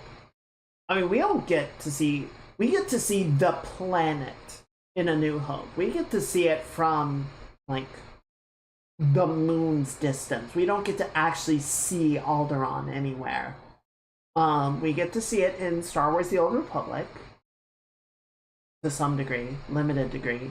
We get to see it in the Kenobi show. We get a backdrop view in Revenge of the Sith, when Bail Organa takes Leia home. And I think that's about it.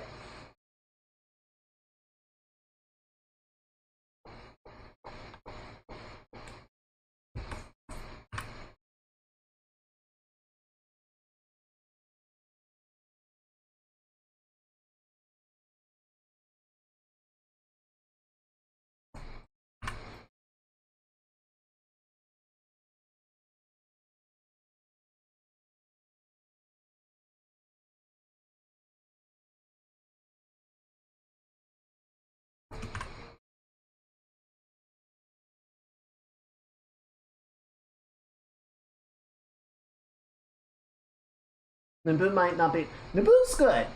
Naboo is a good vacation planet. Absolutely. Would absolutely visit there.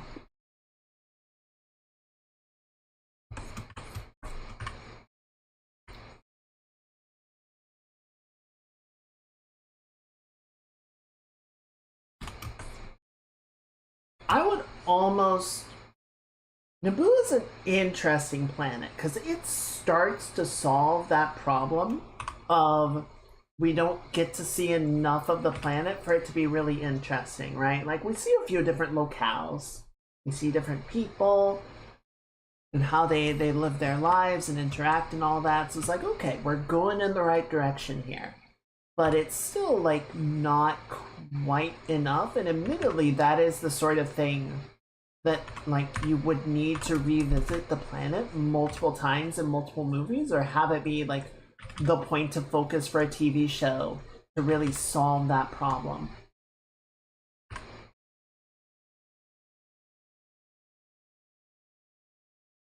So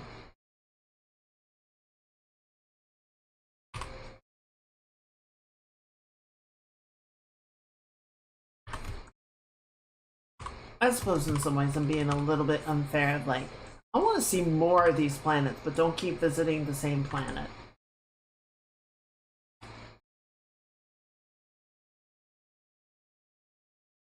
Yeah, every planet in Star Wars has something that's gonna try and eat you. You just gotta deal with it.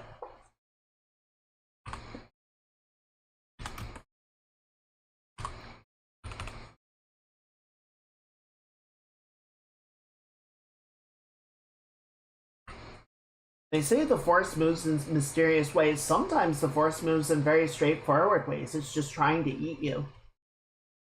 Was it ever explained how any of the race of Geonosians were the ones who actually designed the Death Star? No. No, I don't think it was.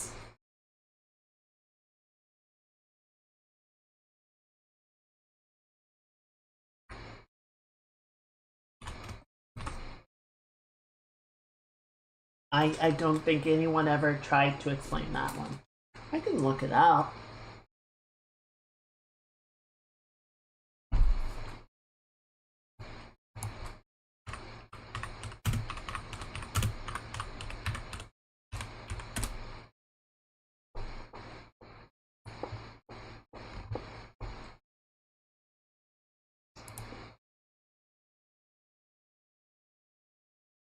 Hmm.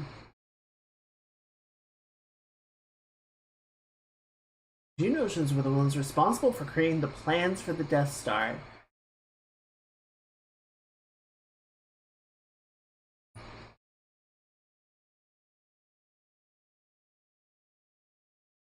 Geonosians led by Archduke Pongal the Lesser. During the first battle, he gave the plans to Dooku, who decided to ferry them to his master to keep them safe. Nope. Nope. Wikipedia is just like, yeah, they did. They just did it.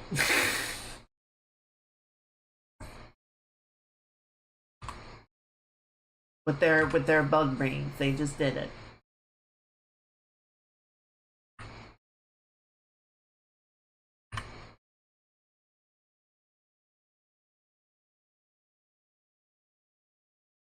It's that bug brain. It lets them like figure out how to make hives and shit.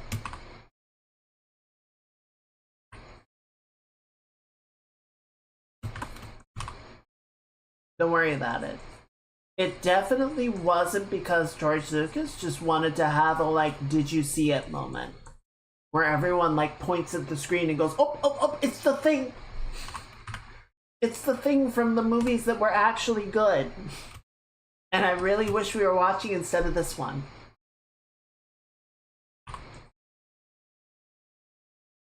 No, Palpatine surviving is still a bigger plot hole. That motherfucker exploded. He fell into a reactor and turned into plasma. He dead as fuck.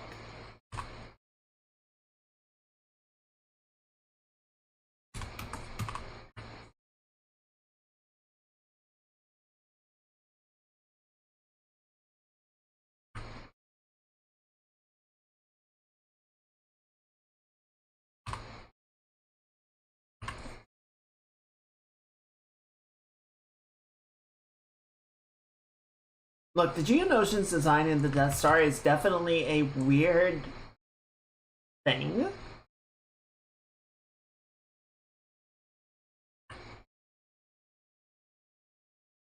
I don't know, and at this point it doesn't really even like make sense.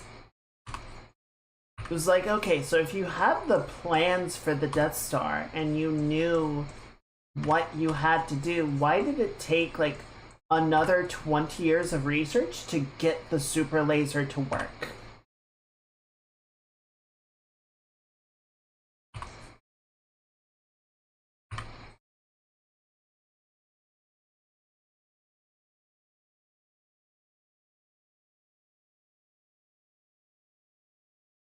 I'm 50 billion years old.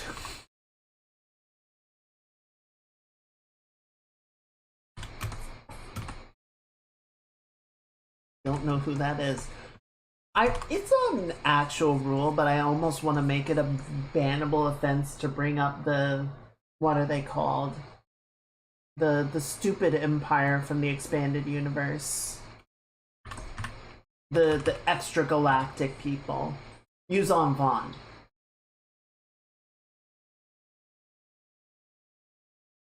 One of the first planets that gives Yuzon Geonosis. That, I believe it is canon that they like tested it on a number of planets, and Geonosis might have been one of them.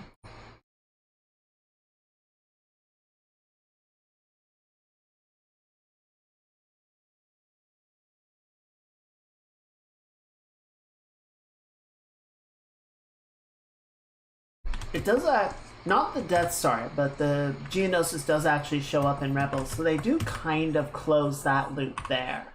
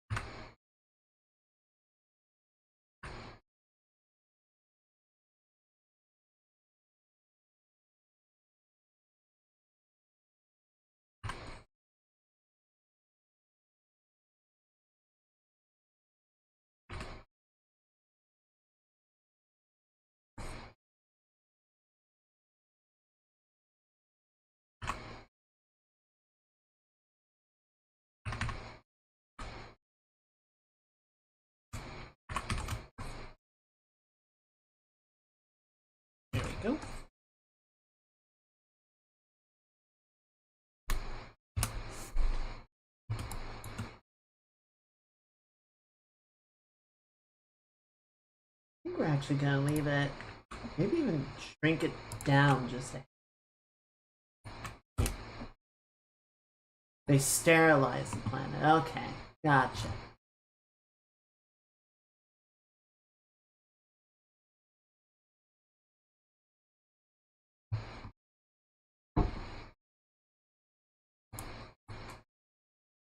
Emperor from Old Republic and Knights of the Eternal Throne. Okay, that guy. It was the same Emperor from Revan's days. Knights kills the Emperor. He did a weird reincarnation doohickey, became an Emperor of a super advanced planet, and and you're just like, you know what? You know what? It's fine. You don't need to worry about the rest. It's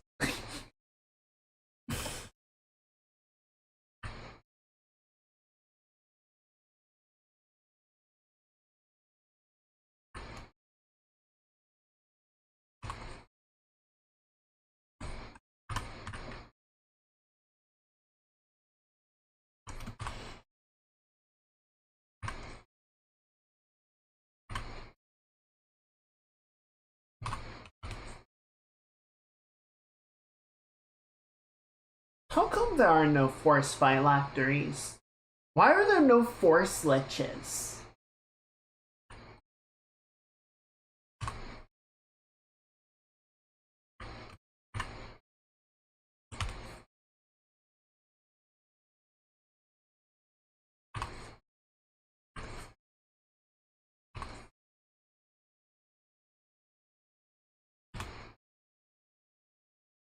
I think the part of that whole thing that you're explaining, going to close the Geonosis tab if present, the less it makes sense.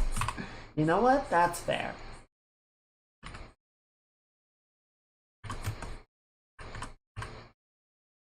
Just remember, Mage, the only good bug is a dead bug.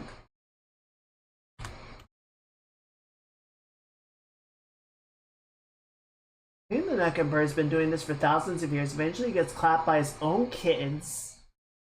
And every Jedi and Sith going, just die. Own dad comes back from the dead, is like,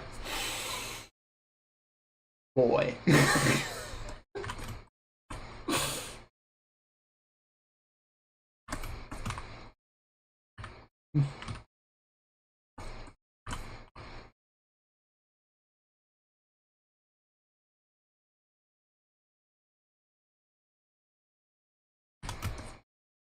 See, I feel like there's a version of that that isn't stupid. I feel like there is a way that you can tell that story that actually is, like, interesting. And sort of ties into other things in a compelling way. I don't know how well did they actually, like, deliver the idea in the game. Was it interesting or was it dumb? No, you're fine.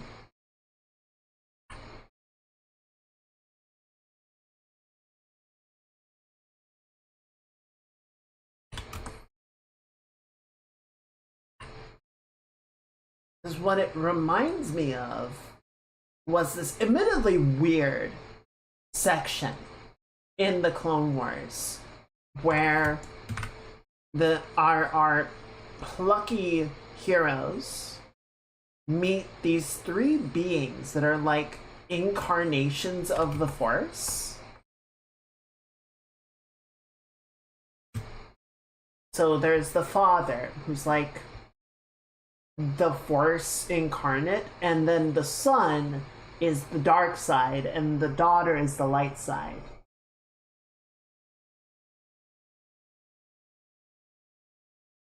And they go through a bunch of stuff, but essentially it's sort of,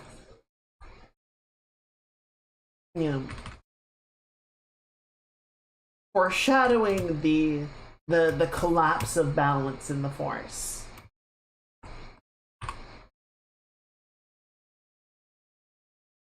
So I feel like Star Wars has a bad habit of making these diabolical villains die in comedically nonsensical ways.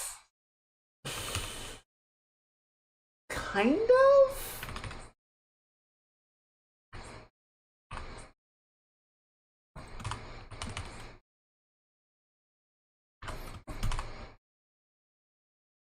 I don't know. I think a lot of times they kind of like want to make them, you know, get their comeuppance. But then, yeah, the comeuppance is a little bit weird and silly.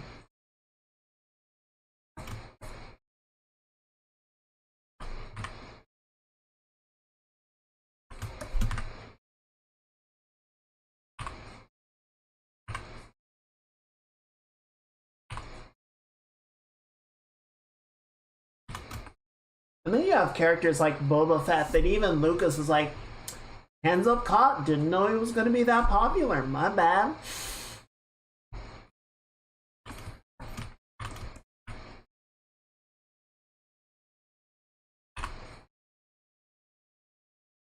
Sorry, folks.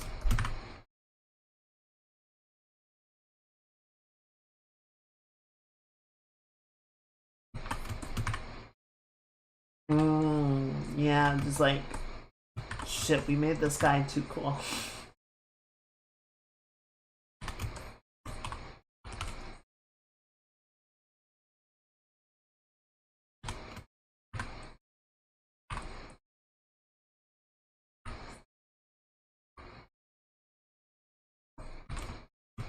Even Palpatine, like, just dies because he'd never learned his lesson about the Force lightning.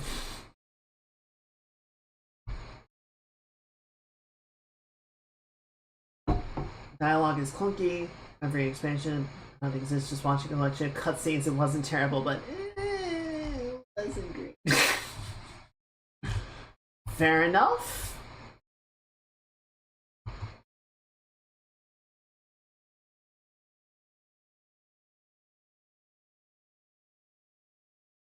Grab something.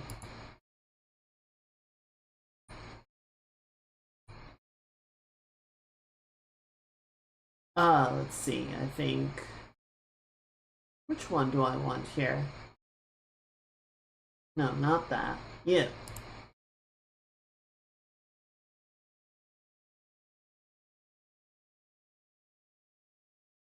Yeah, I get that feeling. I totally get what you're saying now, that you're just kind of like, I want to see it, even though I kind of don't.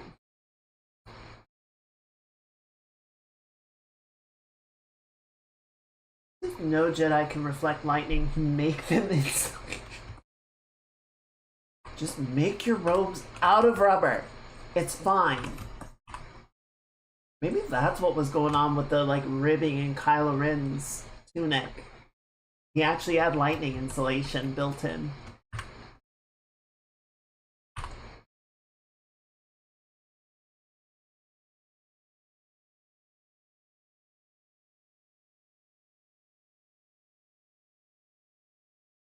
I think this is working. I think this is coming together in a cool way.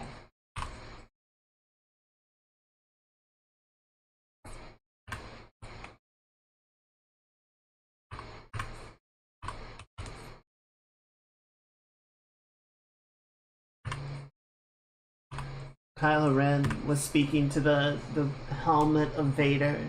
It's like, teach me the ways of the darkness. My grandson, put insulation in your clothing. Trust me.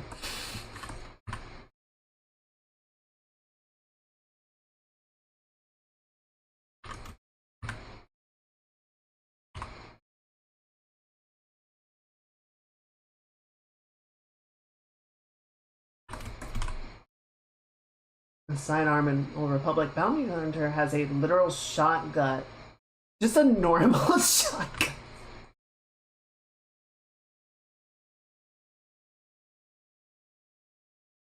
Well, if everything is built to withstand energy blasters, ballistic weaponry is gonna kind of go insane.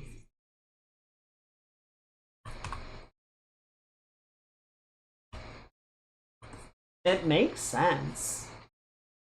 Deadlock has controller support, but it's obvious the part is still being worked on. Yeah, that's fair. Hopefully they can get it fixed up soon. Oh, speaking of, Mage, during GDQ, we were looking at that, like, hand controller system. I forget what it was called. It was like the Golem or something. Did you ever end up looking into that more? Was that helpful for you? Was just kind of nah?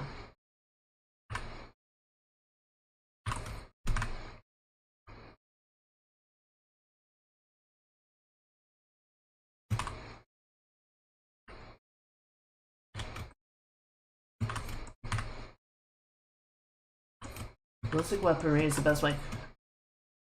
So I've never really been 100% clear on like how Force users are able to like understand the trajectory of blaster fire and deflect it. Because I don't think it's a reflex thing. I think it's like reading the intention and aim of the shooter and sort of preempting it. But if you fire buckshot, like, read this.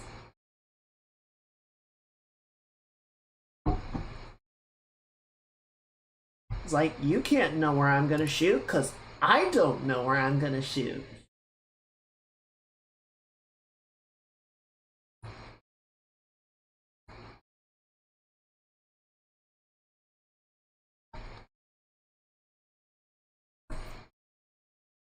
Go ahead and get rid of this. We don't need it anymore.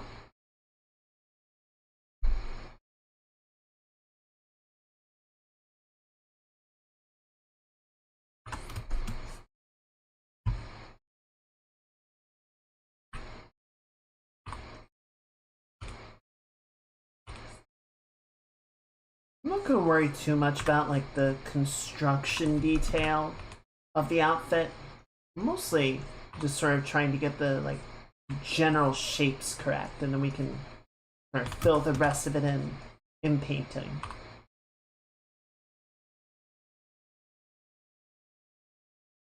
B47 on first beats. Annoyingly wiggly things. Buckshot and grenade the heck out of that meat bag. It as wild and rando as possible.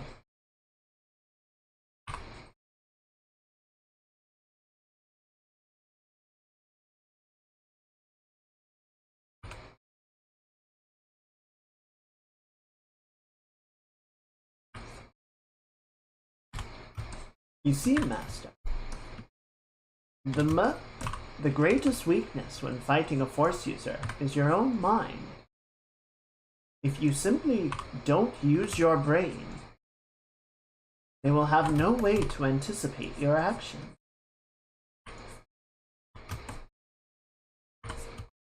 Looked into him a little bit, but not a lot at the time because it is expensive. It is very expensive for a peripheral. It's true.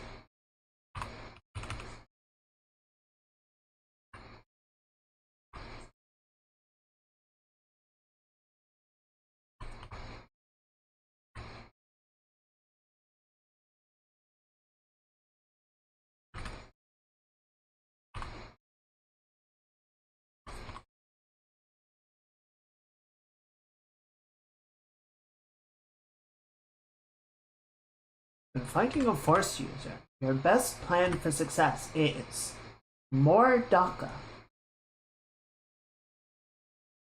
If at any point you ever feel that you might not be using enough DACA, I would suggest more DACA.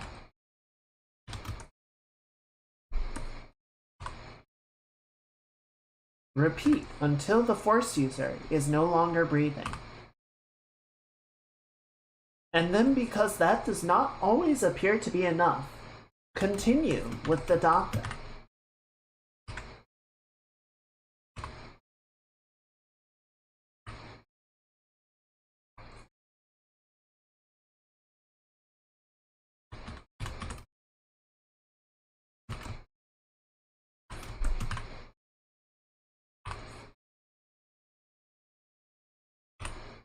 Good.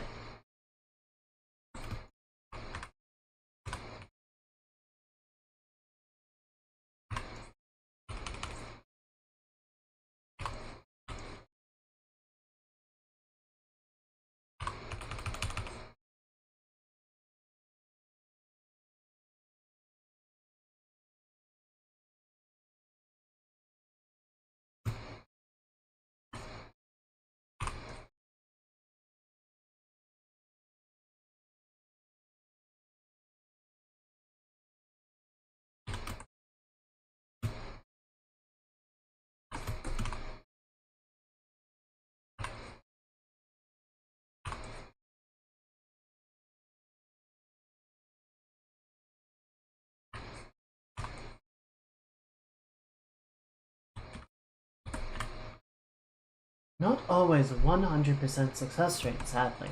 Exactly what Mega Chin Malik tried on Terrace. That is true. Malik brought all the DACA. He brought a planet's worth of DACA. And it didn't work. Which is admittedly complete bullshit.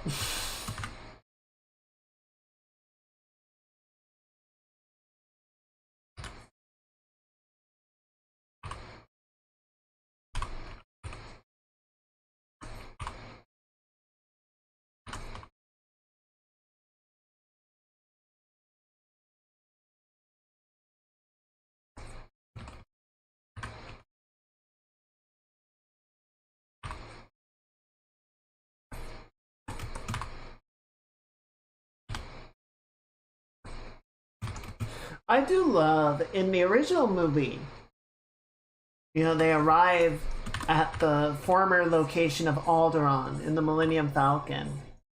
And, you know, they come out of hyperspace and there's just a bunch of debris floating around. And, you know, Han says to Luke, like, the planet is gone. It's not here. And, you know, Luke says, how's that possible? And Obi-Wan says it was destroyed by the Empire. And Han replies, you know, that's not possible. It would take more firepower than the entire Imperial Navy. And somewhere the ghost of Darth Malik is just like, bitches.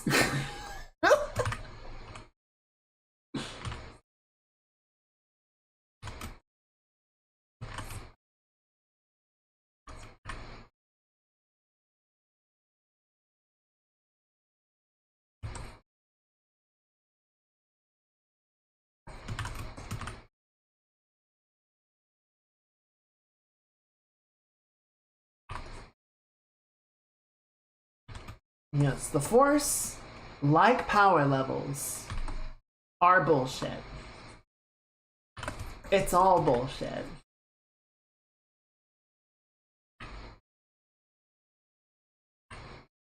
Or one very hungry boy.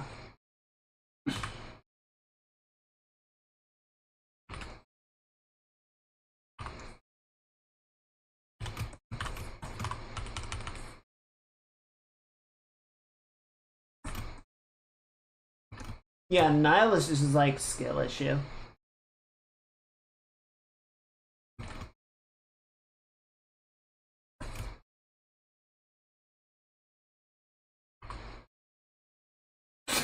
Darth Kerbo.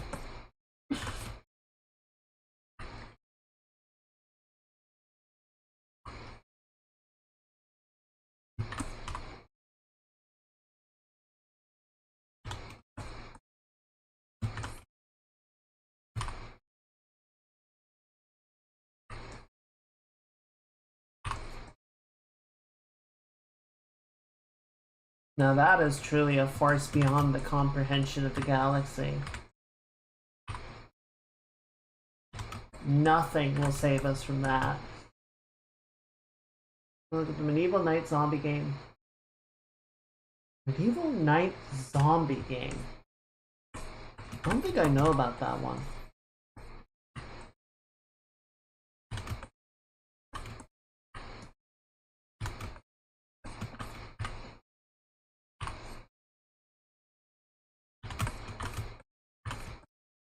Straighten this out a little bit. Sort of try and preserve a bit of that line of action and simplify the shape of it. Blight survival.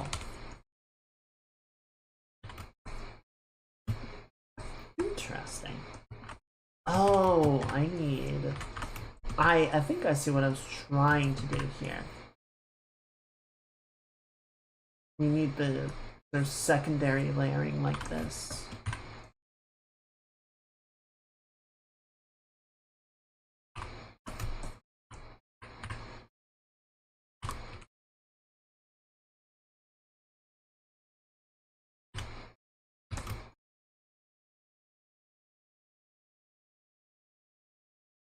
Okay, and then yeah, you need this to happen.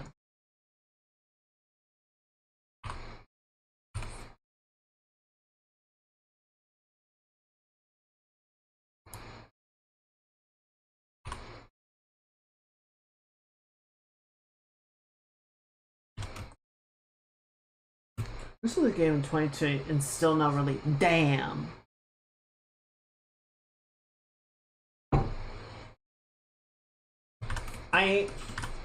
To be fair, it's hard. As you guys have seen, it's hard.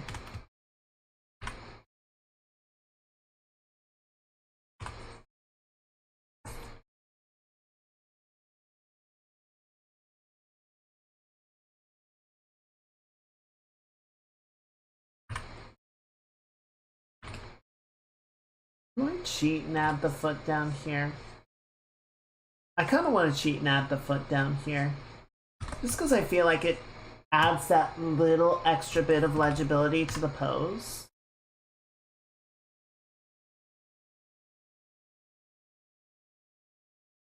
You see what I mean? Like, just having that, I feel like it just does a little bit to define the action and the movement compared to just having like a triangle. And like, you understand that the other leg is somewhere in there, it just, I don't know, to me it doesn't read as clearly. Medieval online co-op survivor horror third person Souls-like. That's a fucking mouthful.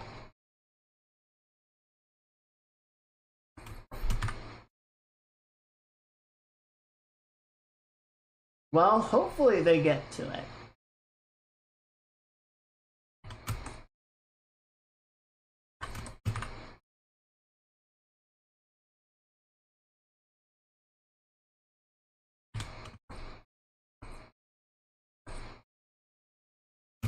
Also, it kind of just sounds like a mashed potato bowl of all of the tags to get indie enthusiasts like the hardest on they can possibly get.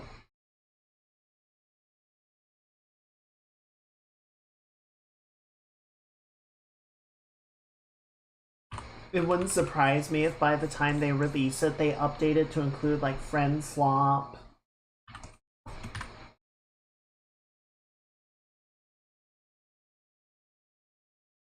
Hey, no need to apologize, Tisha. I appreciate you hanging out. Glad you like how the work is going. Always a pleasure. I hope you have a really good midweek. We'll see you next time. I'm gonna say goodnight.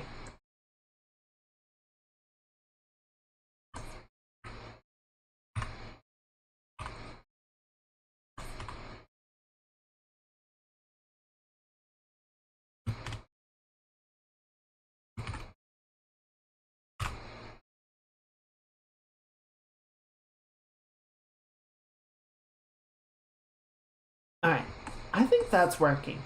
I think that's looking good.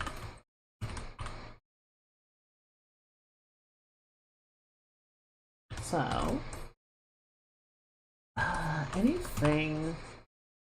Honestly, like, there's definitely some shapes and whatnot that aren't 100%, but I think they're good enough that we can start filling things in, and we can just sort of correct as we go, right?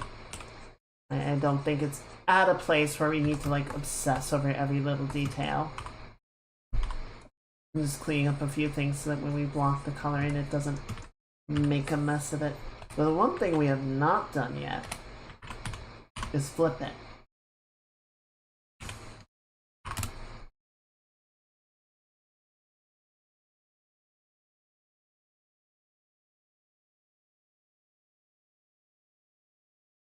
You know what I forgot? I forgot her big dumb dog tail. She gotta have the big dumb dog tail.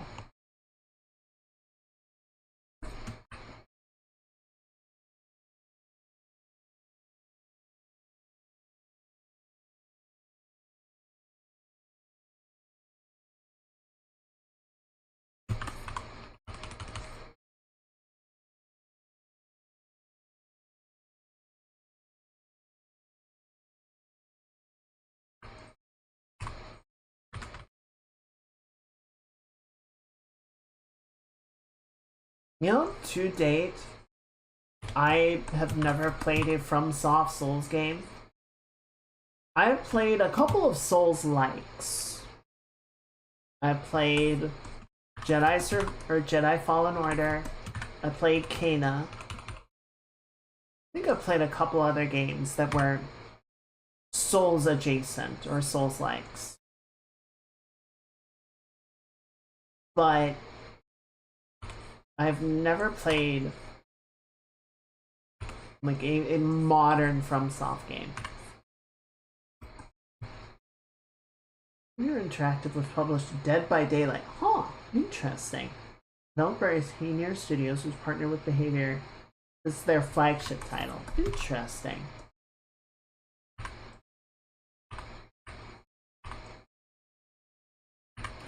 Maybe they're just like, look, we're getting that Dead by Daylight money. You guys take your time. Make it cook.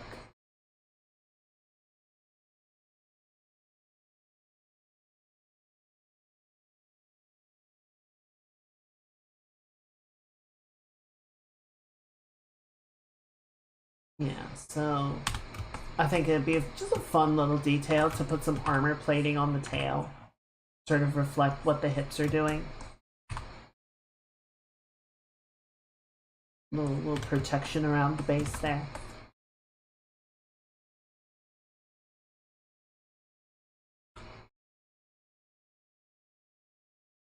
And then I just want to size it up a little bit.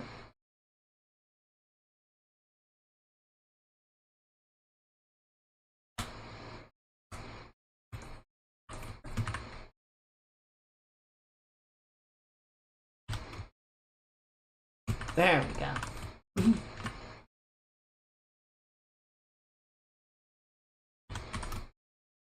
Good.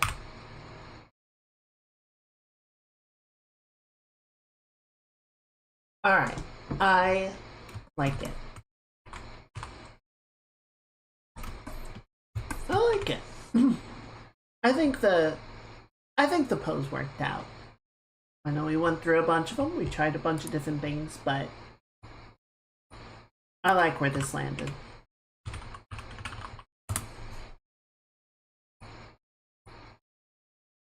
Are you happy in the tail wagging like a dog? Is it clank, clank, clank, clank?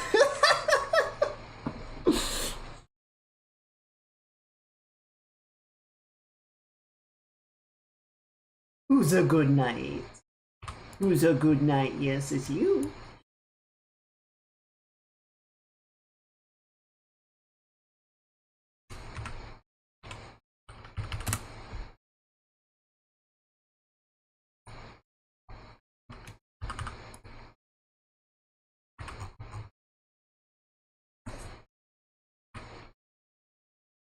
You know what? I'm actually gonna get rid of this part. Because we're gonna have to redo all of this embroidery on the edges anyway.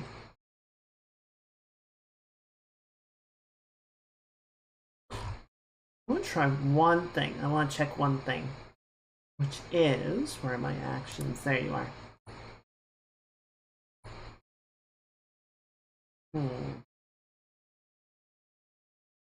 Oh, I fucked up. It's not perfectly level. Fuck.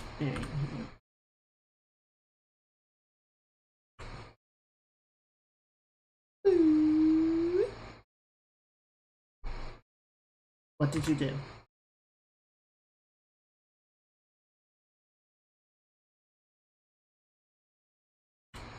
Good.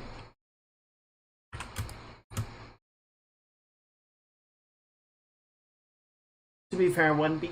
No. But artistically, it looks cool.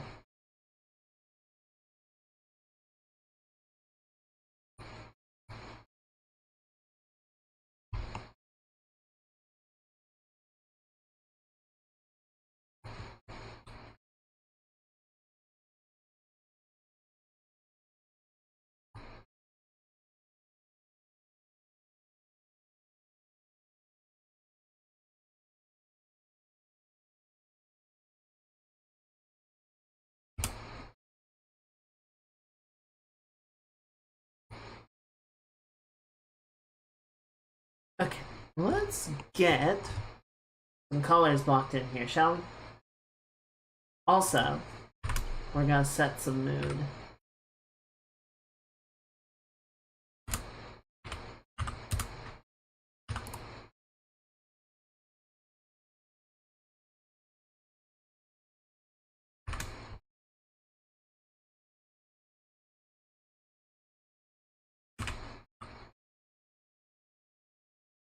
Oh, yeah, me too.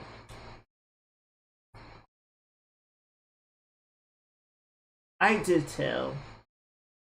It's just one of those things of like, there's so many games that I want to get back to or try for the first time. It's like, I don't know, man. Deadlock is probably going to end up taking way too much brain time.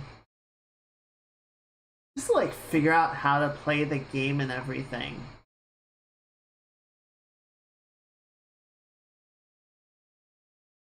Hmm.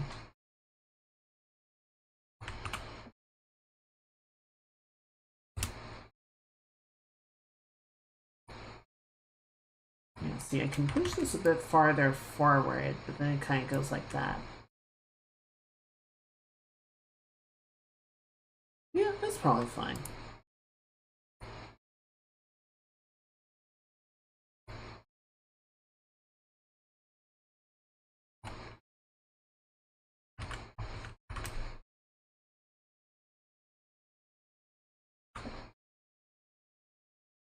So, I don't know. Like, I definitely want to, and not to like humble brag or anything, but I definitely had some performance hiccups with um with Wilds, but I never had like the problems that a lot of people were running into. I know some people were saying like they just couldn't play the game. It just wouldn't work.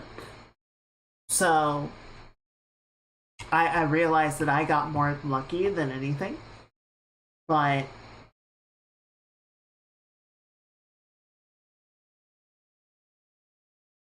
let's go ahead and block in the hair first.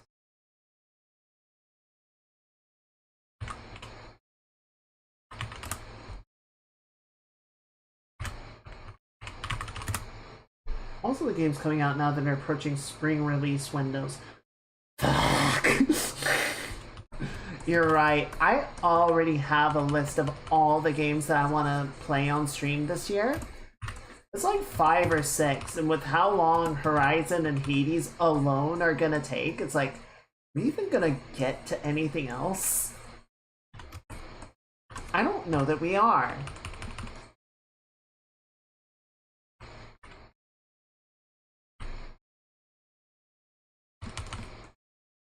Oh, but there's gonna be some real good shit that's gonna come out and be like, I wanna play that too.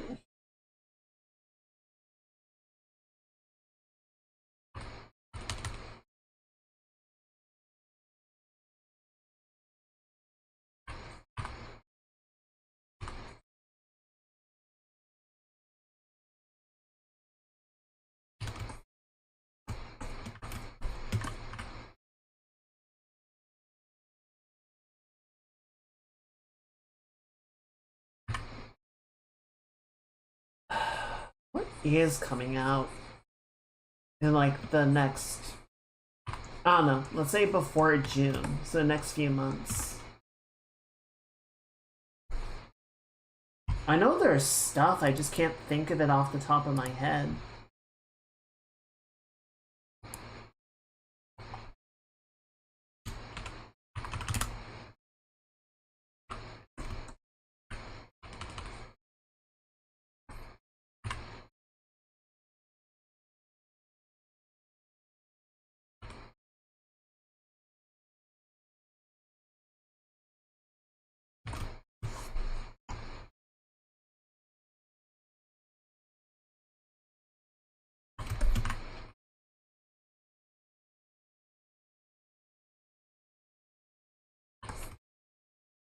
Hmm. Okay, yeah, that makes sense.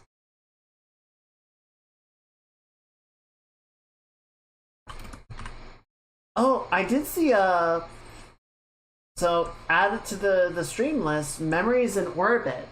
You guys remember we played the demo for that like Metroidvania game? Where you're like a little robot on a colony ship, figuring out what happened. That came out.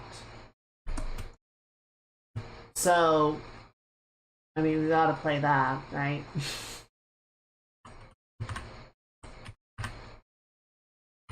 So that's on the list. Honestly, there was stuff that's like, I want to play this with you guys, and has just like kept getting demoted for no reason other than other things come out that I want to play. It's entirely unfair, but it do be like that.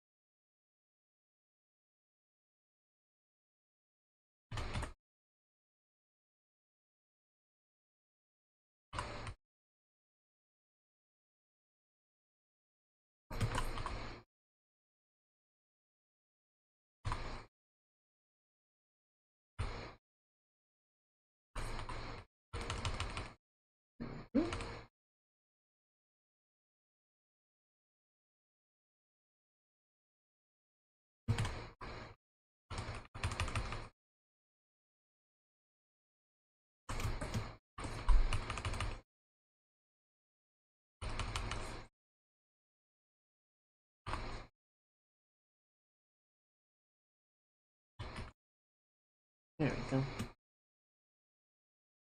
I think that's all the red. There is some on the collar as well. Probably not gonna bother block it in here just because I haven't like rendered out the collar very clearly anyway.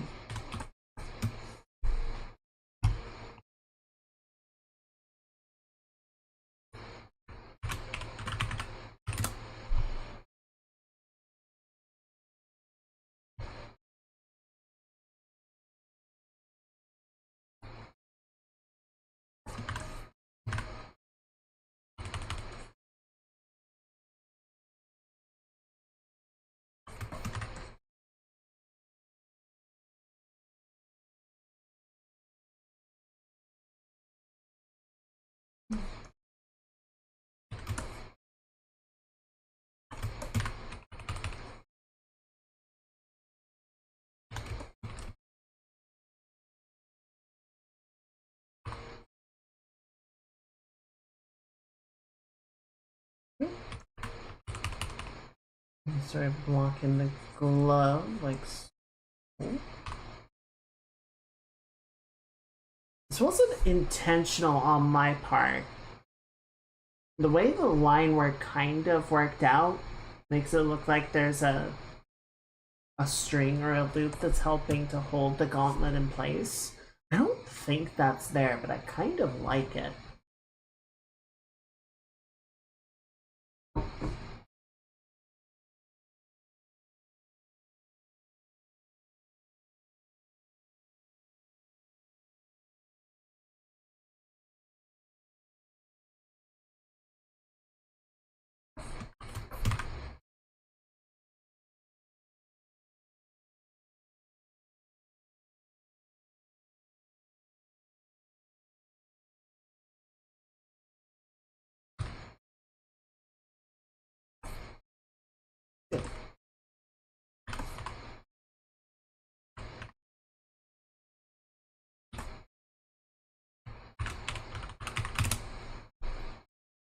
Okay, and then I think we'll just lift the same colors for the sword rather than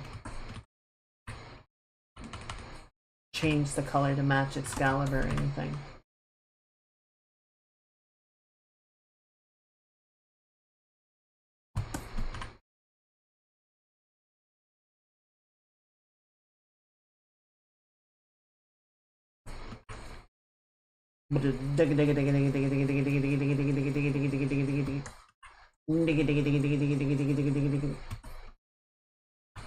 Diggy diggy diggy.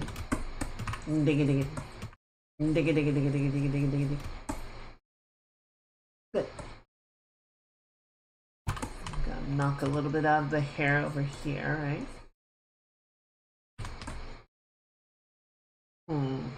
Okay. Double check Excalibur. Okay, so. Okay, I think that makes sense. We're gonna do red? No, let's do black for the grid.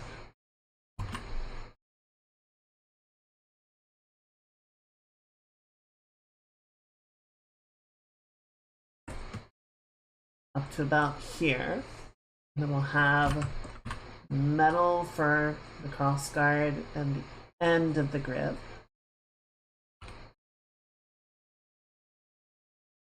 I'll put some red accents in there as well. Yeah. All this can just be metal.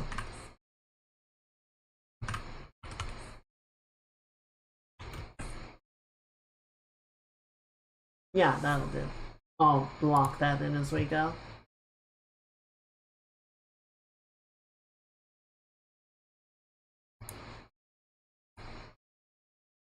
Alright. And I'll add in her actual skin tone in a little bit. She is not purple. It's just easier to, you know, block it out.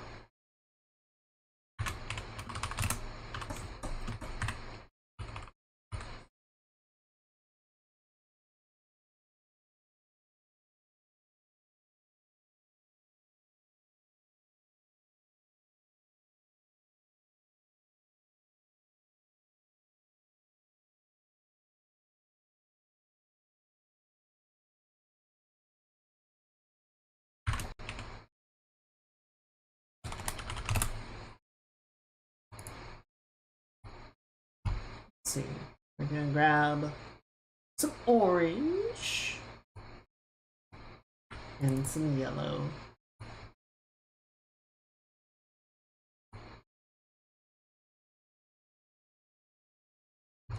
Exactly. You gotta clown color it. Spot them mistakes.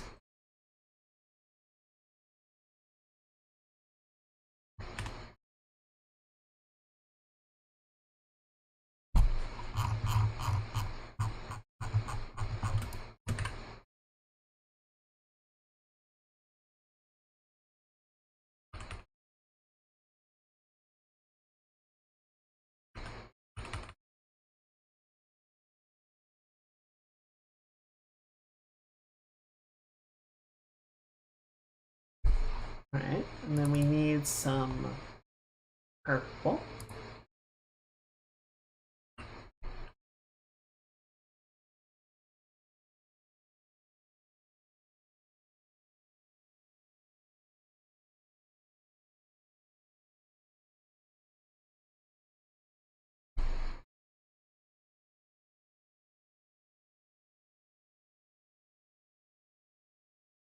Okay, that'll do.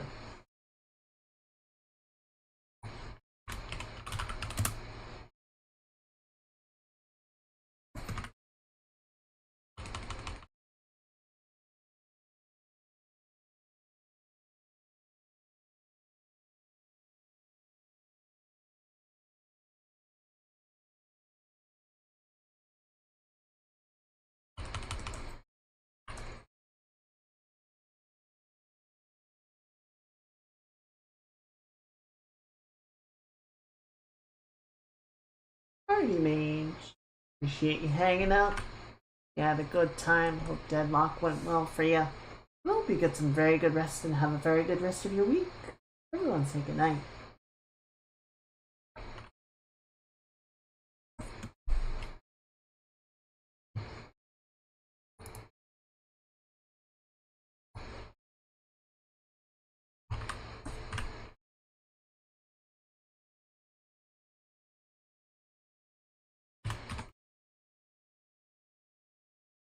There we go.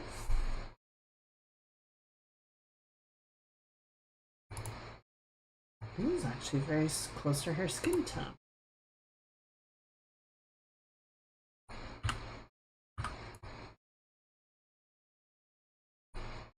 Let's see, there we go. Oh, I almost forgot something.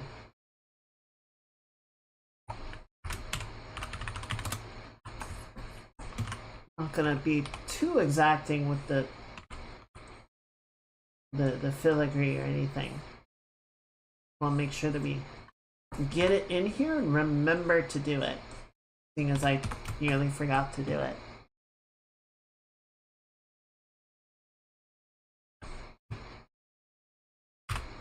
Good.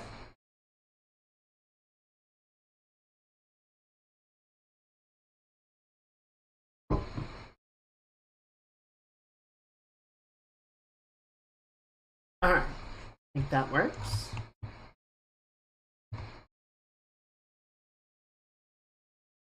I'm missing any details. There's a lot of details.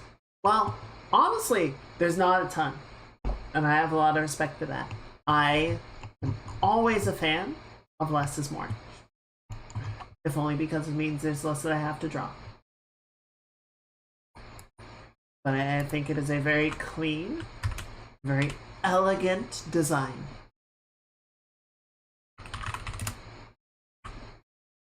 So I think we are going to lean a little bit into chiaroscuro for this one. A little bit of clair-obscur.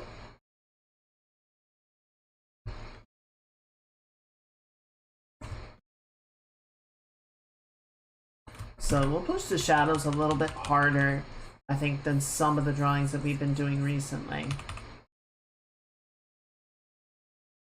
I mean, I think that's a bit too much there. But here, let's drop that to like 70%, and then we'll introduce a second one. Overlay. Maybe give this a nice red tone.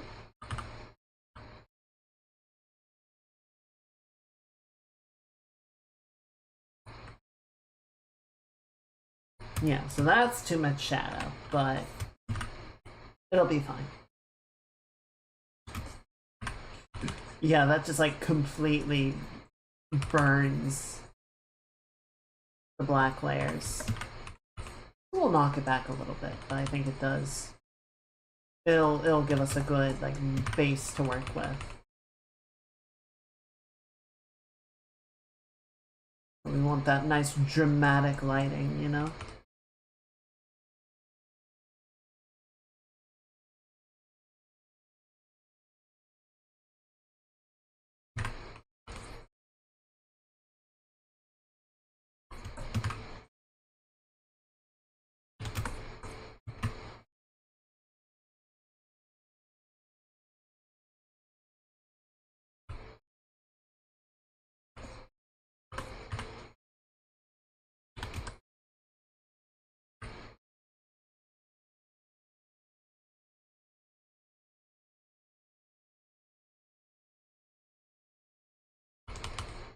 There we go.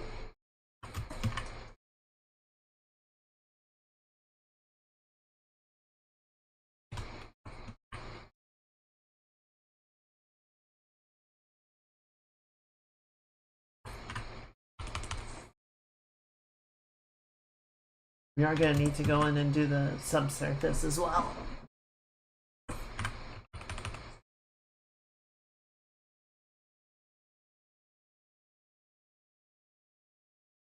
Oop, I forgot the ribbon. Go back and grab that really quickly. I was looking at this like, what is the shape that I blocked in here? There we go.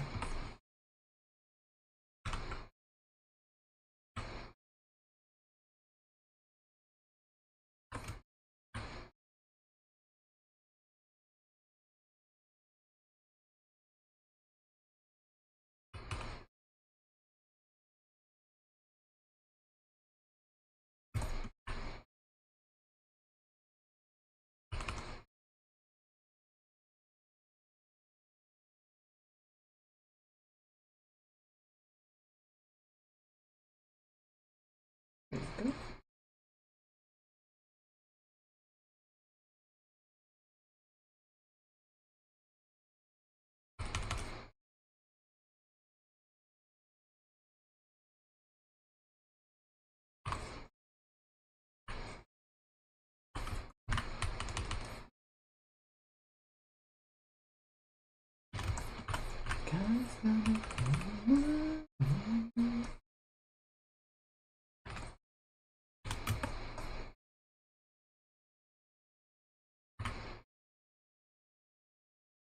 we go.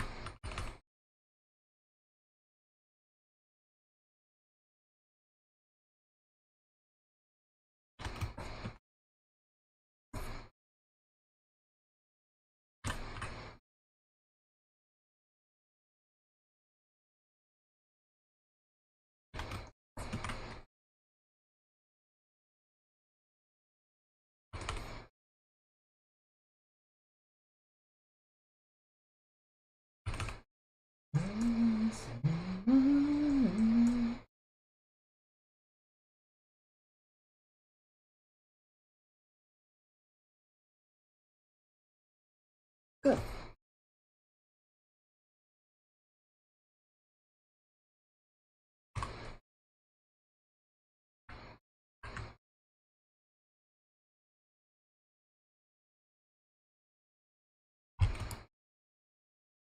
Okay, I want to try.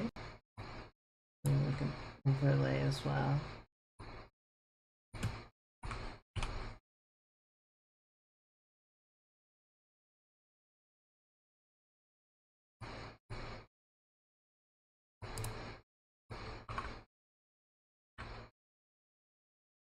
Yeah, it's kind of a nice blend.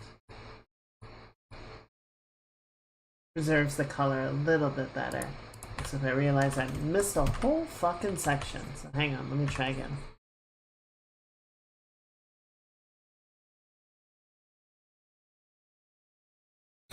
Wrong layer. Why does it look like that? It's because I fucked up. It's because I fucked up.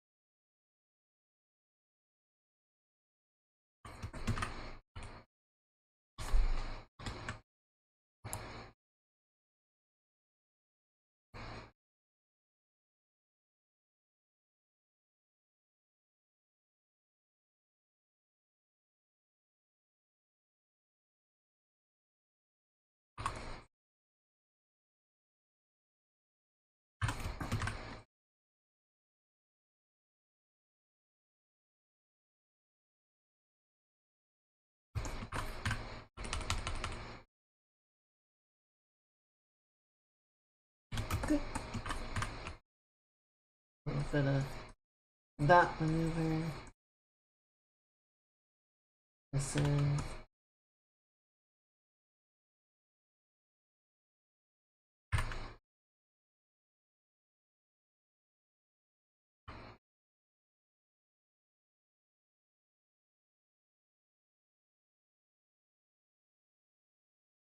Good.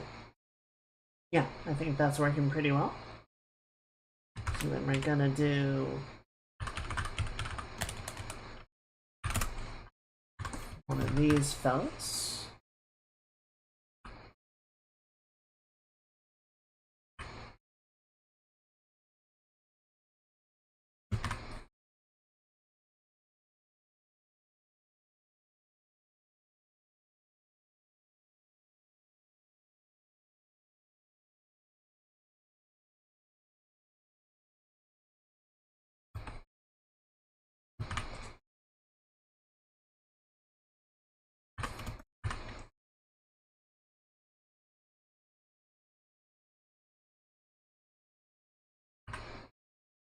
A little bit there. Across here.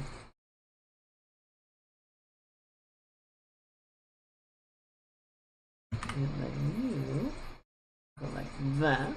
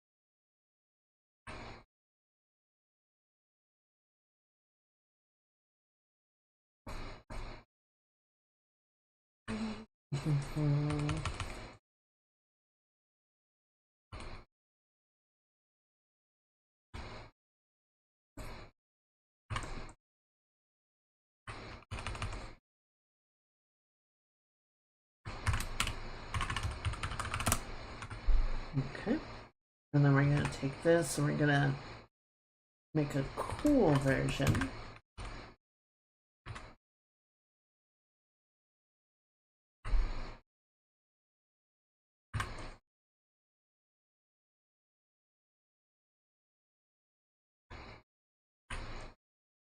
The backlighting.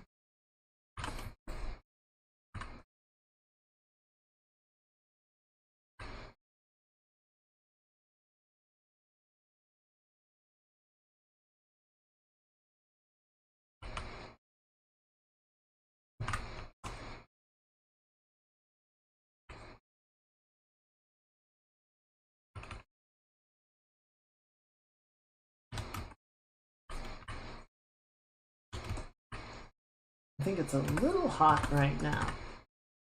We can drop the opacity, balance it a bit better.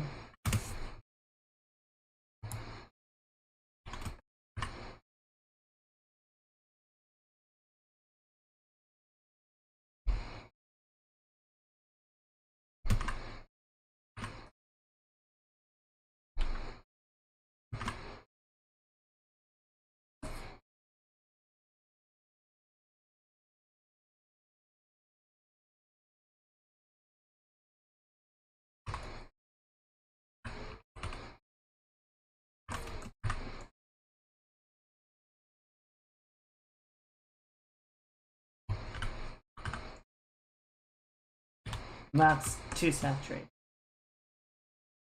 50%? Too much. Well, just a hint of cool. There we go. That's the move. That's the maneuver.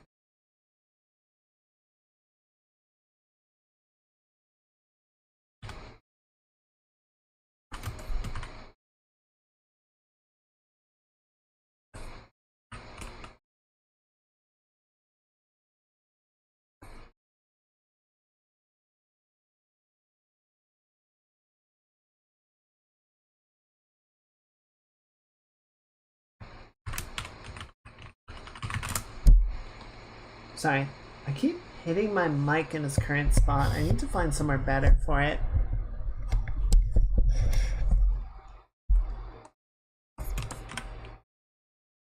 It's like in the range that I move my hand when I'm drawing. It's no good.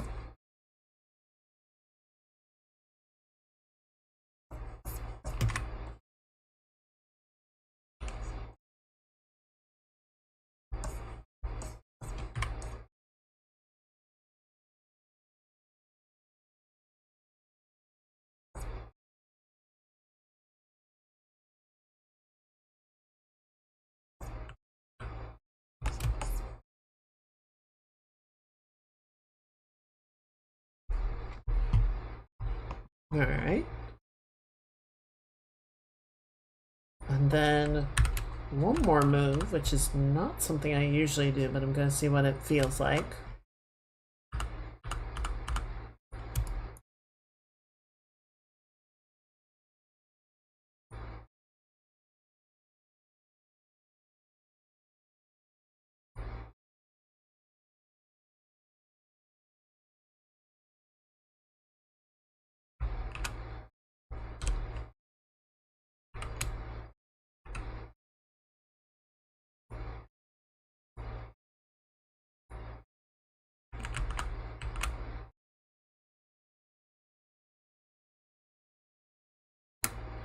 I'm gonna build, I guess we kind of build in some of that post-processing into the color block out, right?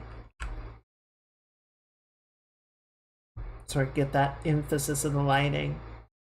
It was at the base of my monitor, but it's pretty small. Yeah, I have too much stuff.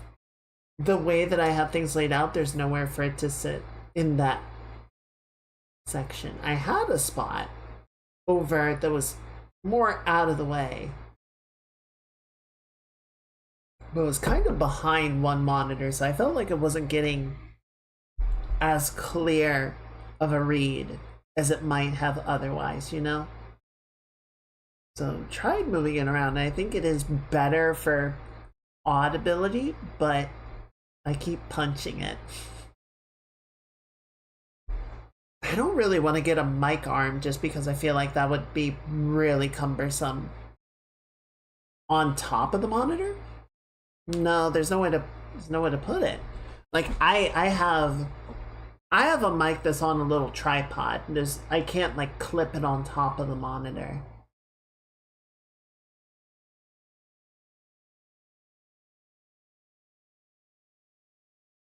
The legs would hang. Duct tape. Oh. You know what? Yeah, of course, it's just a joke. Unless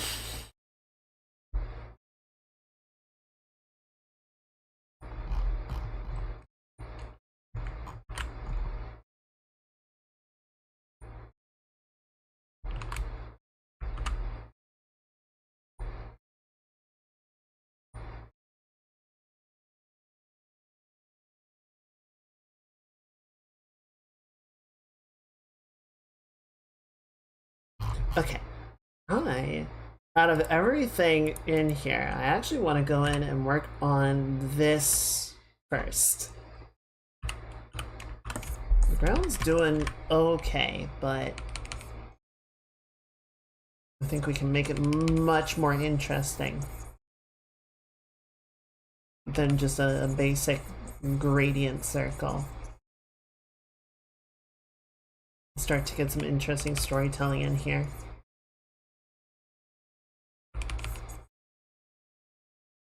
I think, you know, even just like blocking out her silhouette is gonna go a long way. Or not her silhouette, her shadow. And then rather than just having like a circle, you can actually start to render in some ground detail, have some areas of light and shadow poking through. Give some texture.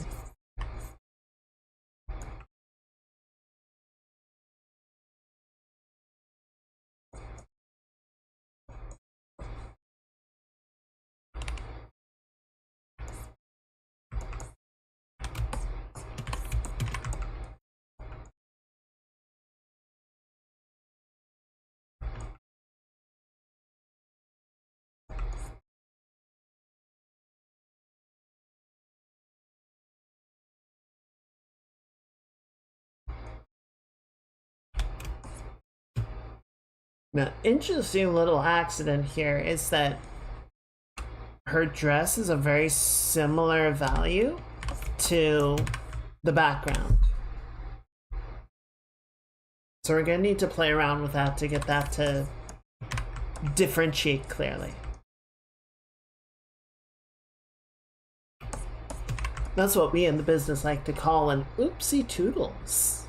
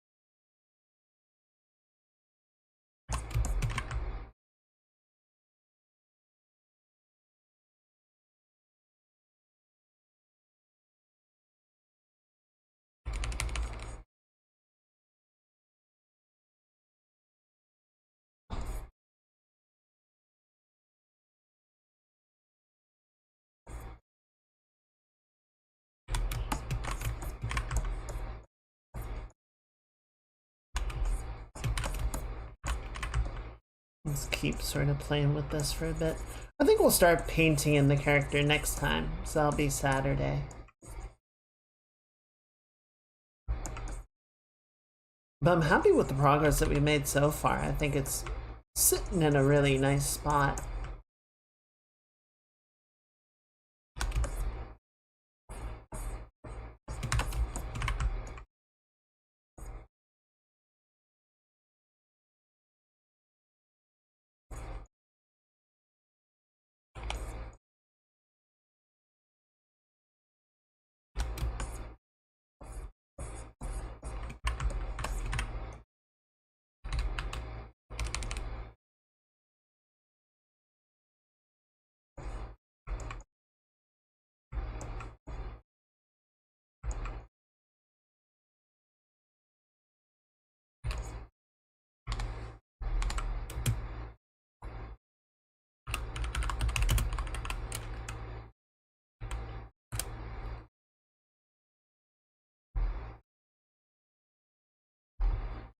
This is not what I wanted.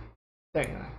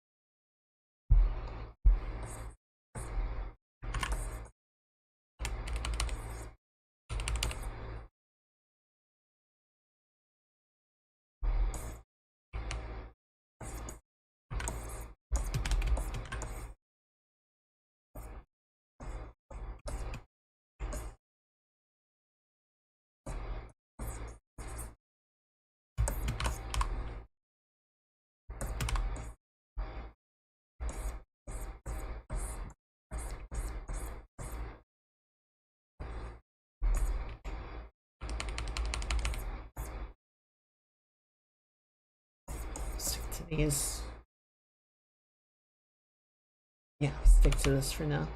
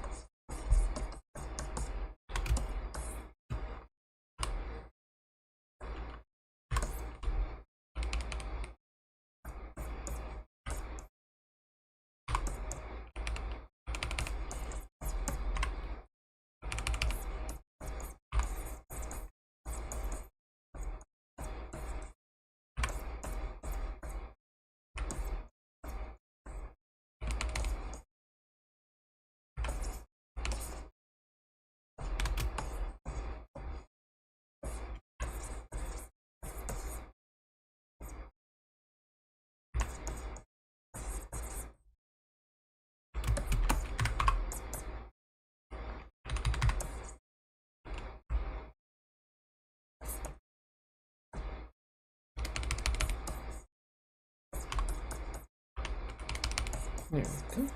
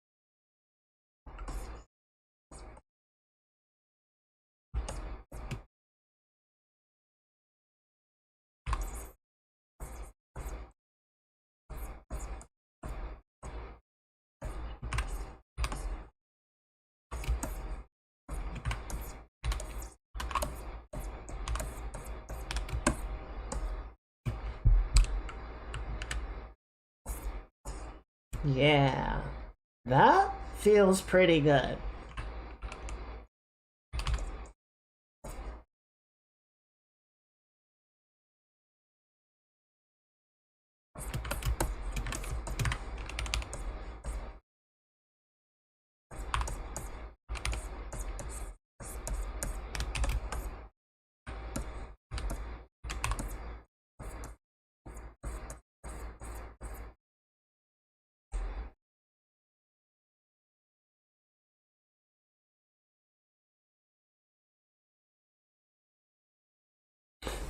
You know what? I'm gonna bounce the tip down just a hair. I think looking at it in totality, it does feel just a little bit too level artificially. So I've changed my mind.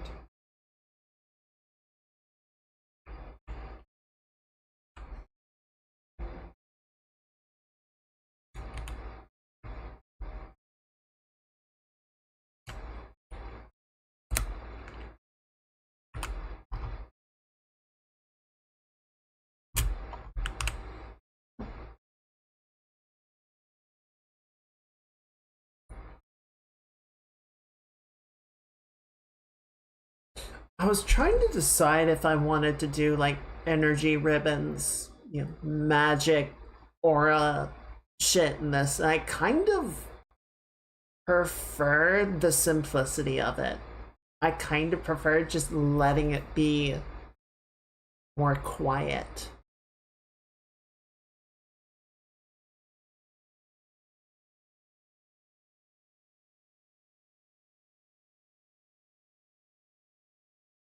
There's something, I don't know, it's like more powerful for not going over the top in that way.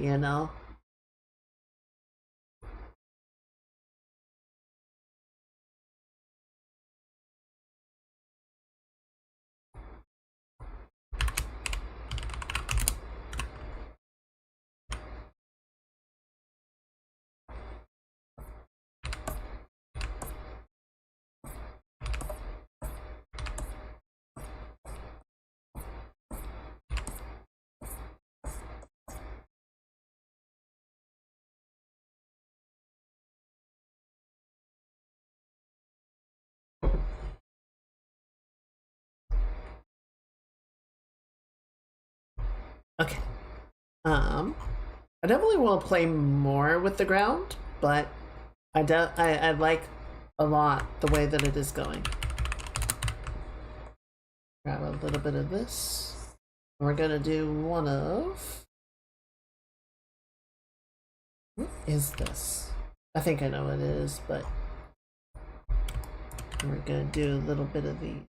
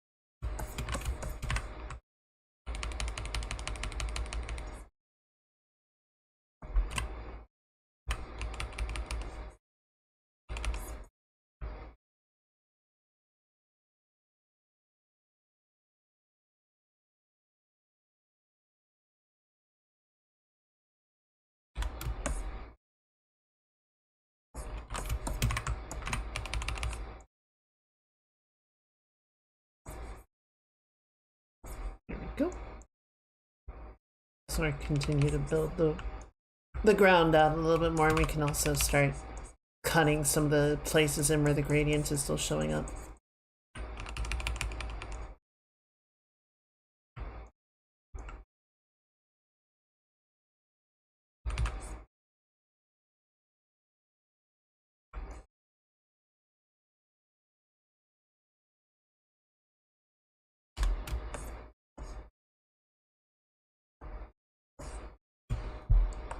We'll actually leave the pillars out. I don't think they add anything to the composition, really.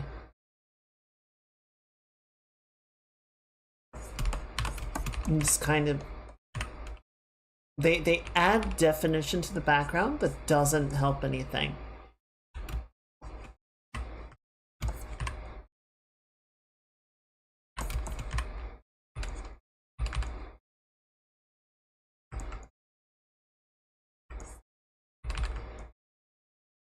I think this piece is really turning into an exercise of balance.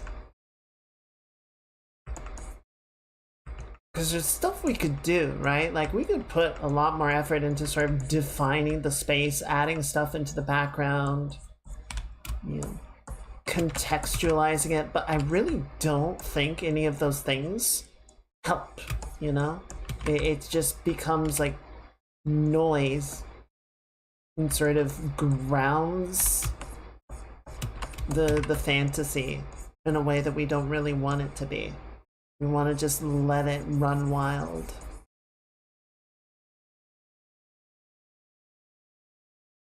I think if anything, like even more than the specific techniques of the lighting, that might be sort of the element of the chiaroscuro that we borrow the most. Because if you look at a lot of those paintings, they provide enough background information to sort of allow the characters to exist within a space, but they tend not to put enough information to really like define the space, you know?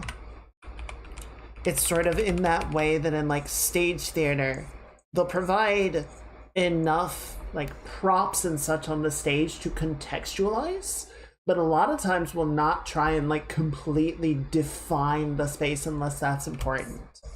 You know, you'll get stuff like Death of a Salesman where, you know, the place that they're living is really important. So that gets well defined, right? They'll build out the entirety of the abode. But then you get into like older stage theater and it's just like, if we don't interact with it, we just leave it up to the audience to imagine it. Because it really doesn't matter that much.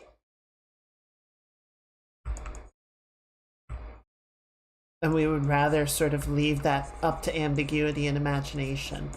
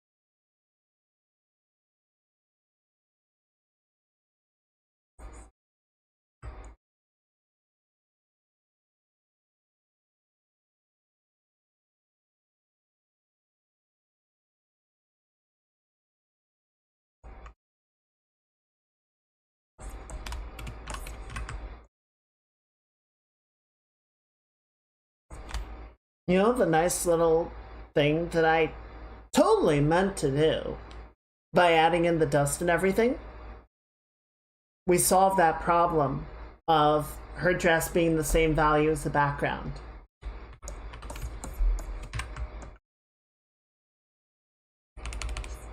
So, easy win for me.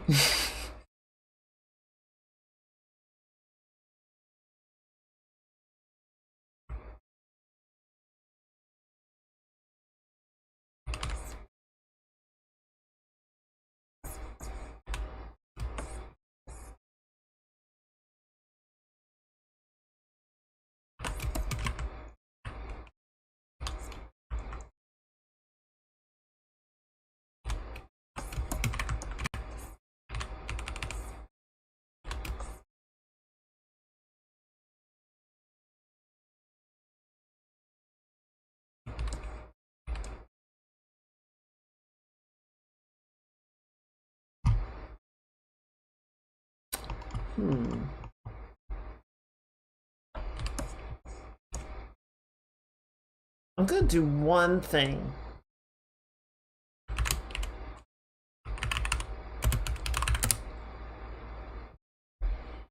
So I think, so Valk has this scar along her jawline. So it goes from like along the jawline up a little bit past the mouth.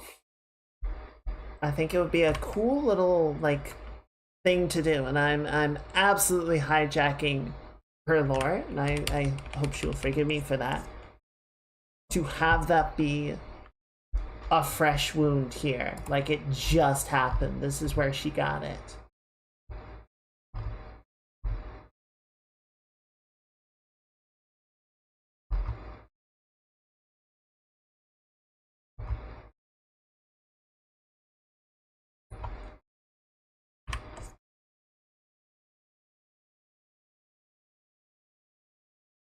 Because I was gonna do a thing like right here, you know, typical sort of cut across the cheek. And I was like, wait, she's already got a face injury. She's already got a mark. It's just, you know, this is an old one. What if we did something with that?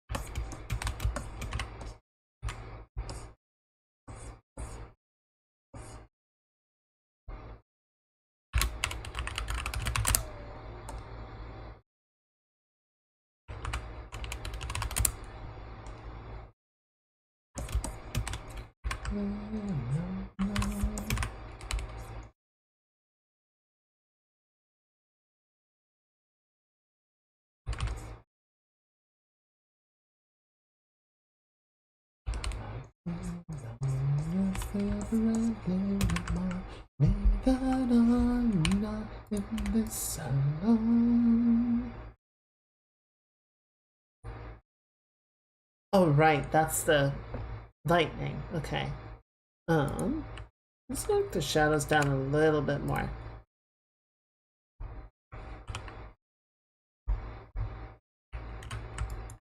I don't want it to get too dark, but I do want to have that sort of striking value, you know?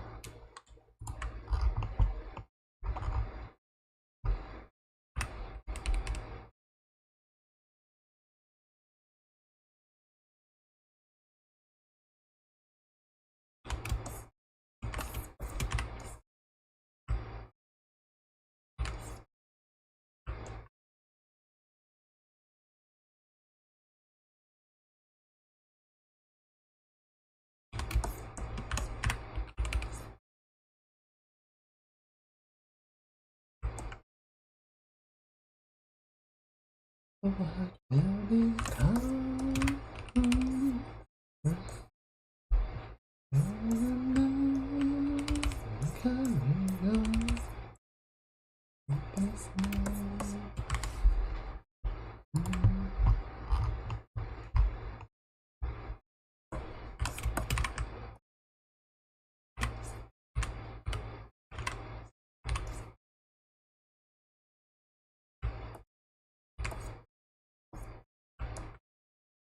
There we go.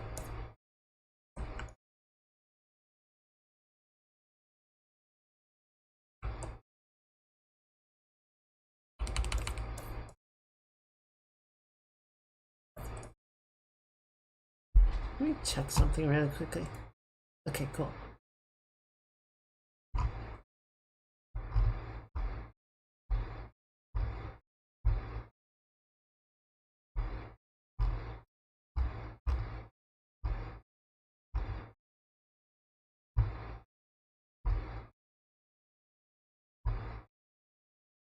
Let's see.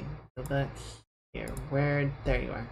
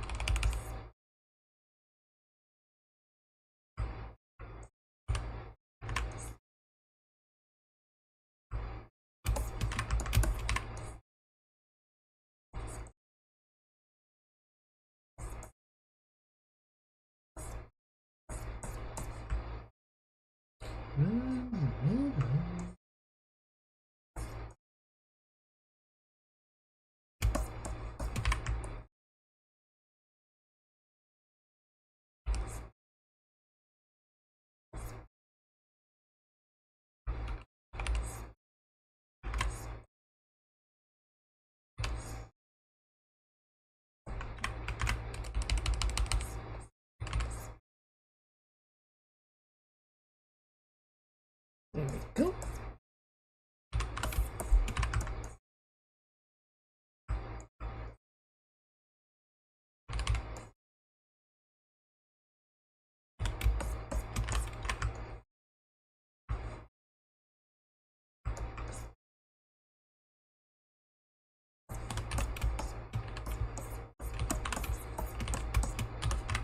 Just put a little. Oh, damn, we're over time. I was like, we got like 5 more minutes. No, we don't. Alright, just finish out this song and then we'll call it.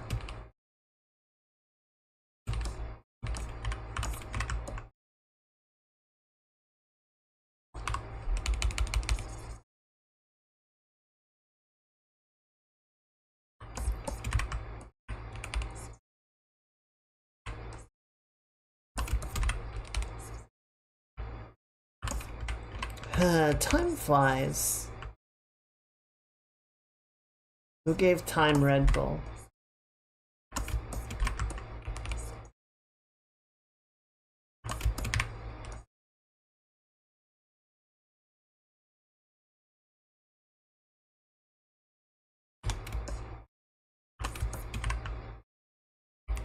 It's true. There we go. There we go, there we go, there we go, there we go, there we go, there we go. Alright. We shall pick that up next time. But, really good start.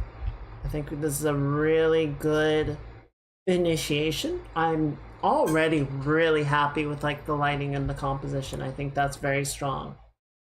So yeah, I'm looking forward to kicking this off more next time. So Thursday, I do want to get back into game dev stuff. I think the animation stuff has been it's still problematic. So this is a little bit of a neurotic thing on my end. I never like feeling like I'm doing the same thing multiple times in a row. I like having variety. I like trying different stuff. I like exploring different feels with each drawing, you know? So I'm glad it feels different, especially with some of the posing that we were playing with. It felt like it was getting into similar territory, you know, the run, the hyperextended leg and everything, the strong line of action forward. So I'm glad it does feel different. I was definitely a little bit worried about that. So yeah, the animation stuff in Unreal is still giving me trouble. I've not really had a chance to go in and mess with that any more than last time. So we're not really in a better position to work on that than we were before.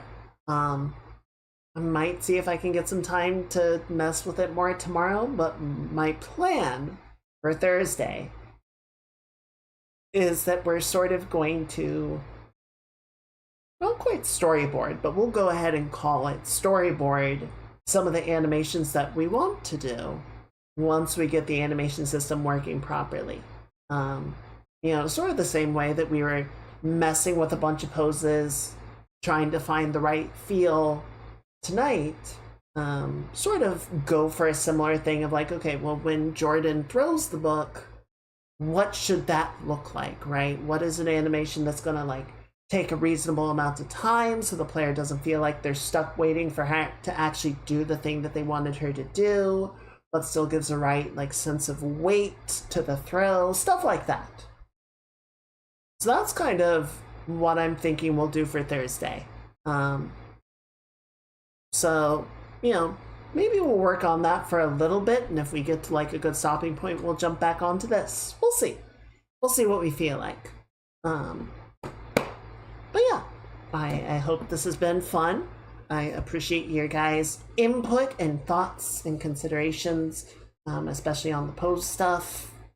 It was interesting sort of exploring it with you guys and trying things out and seeing where we landed.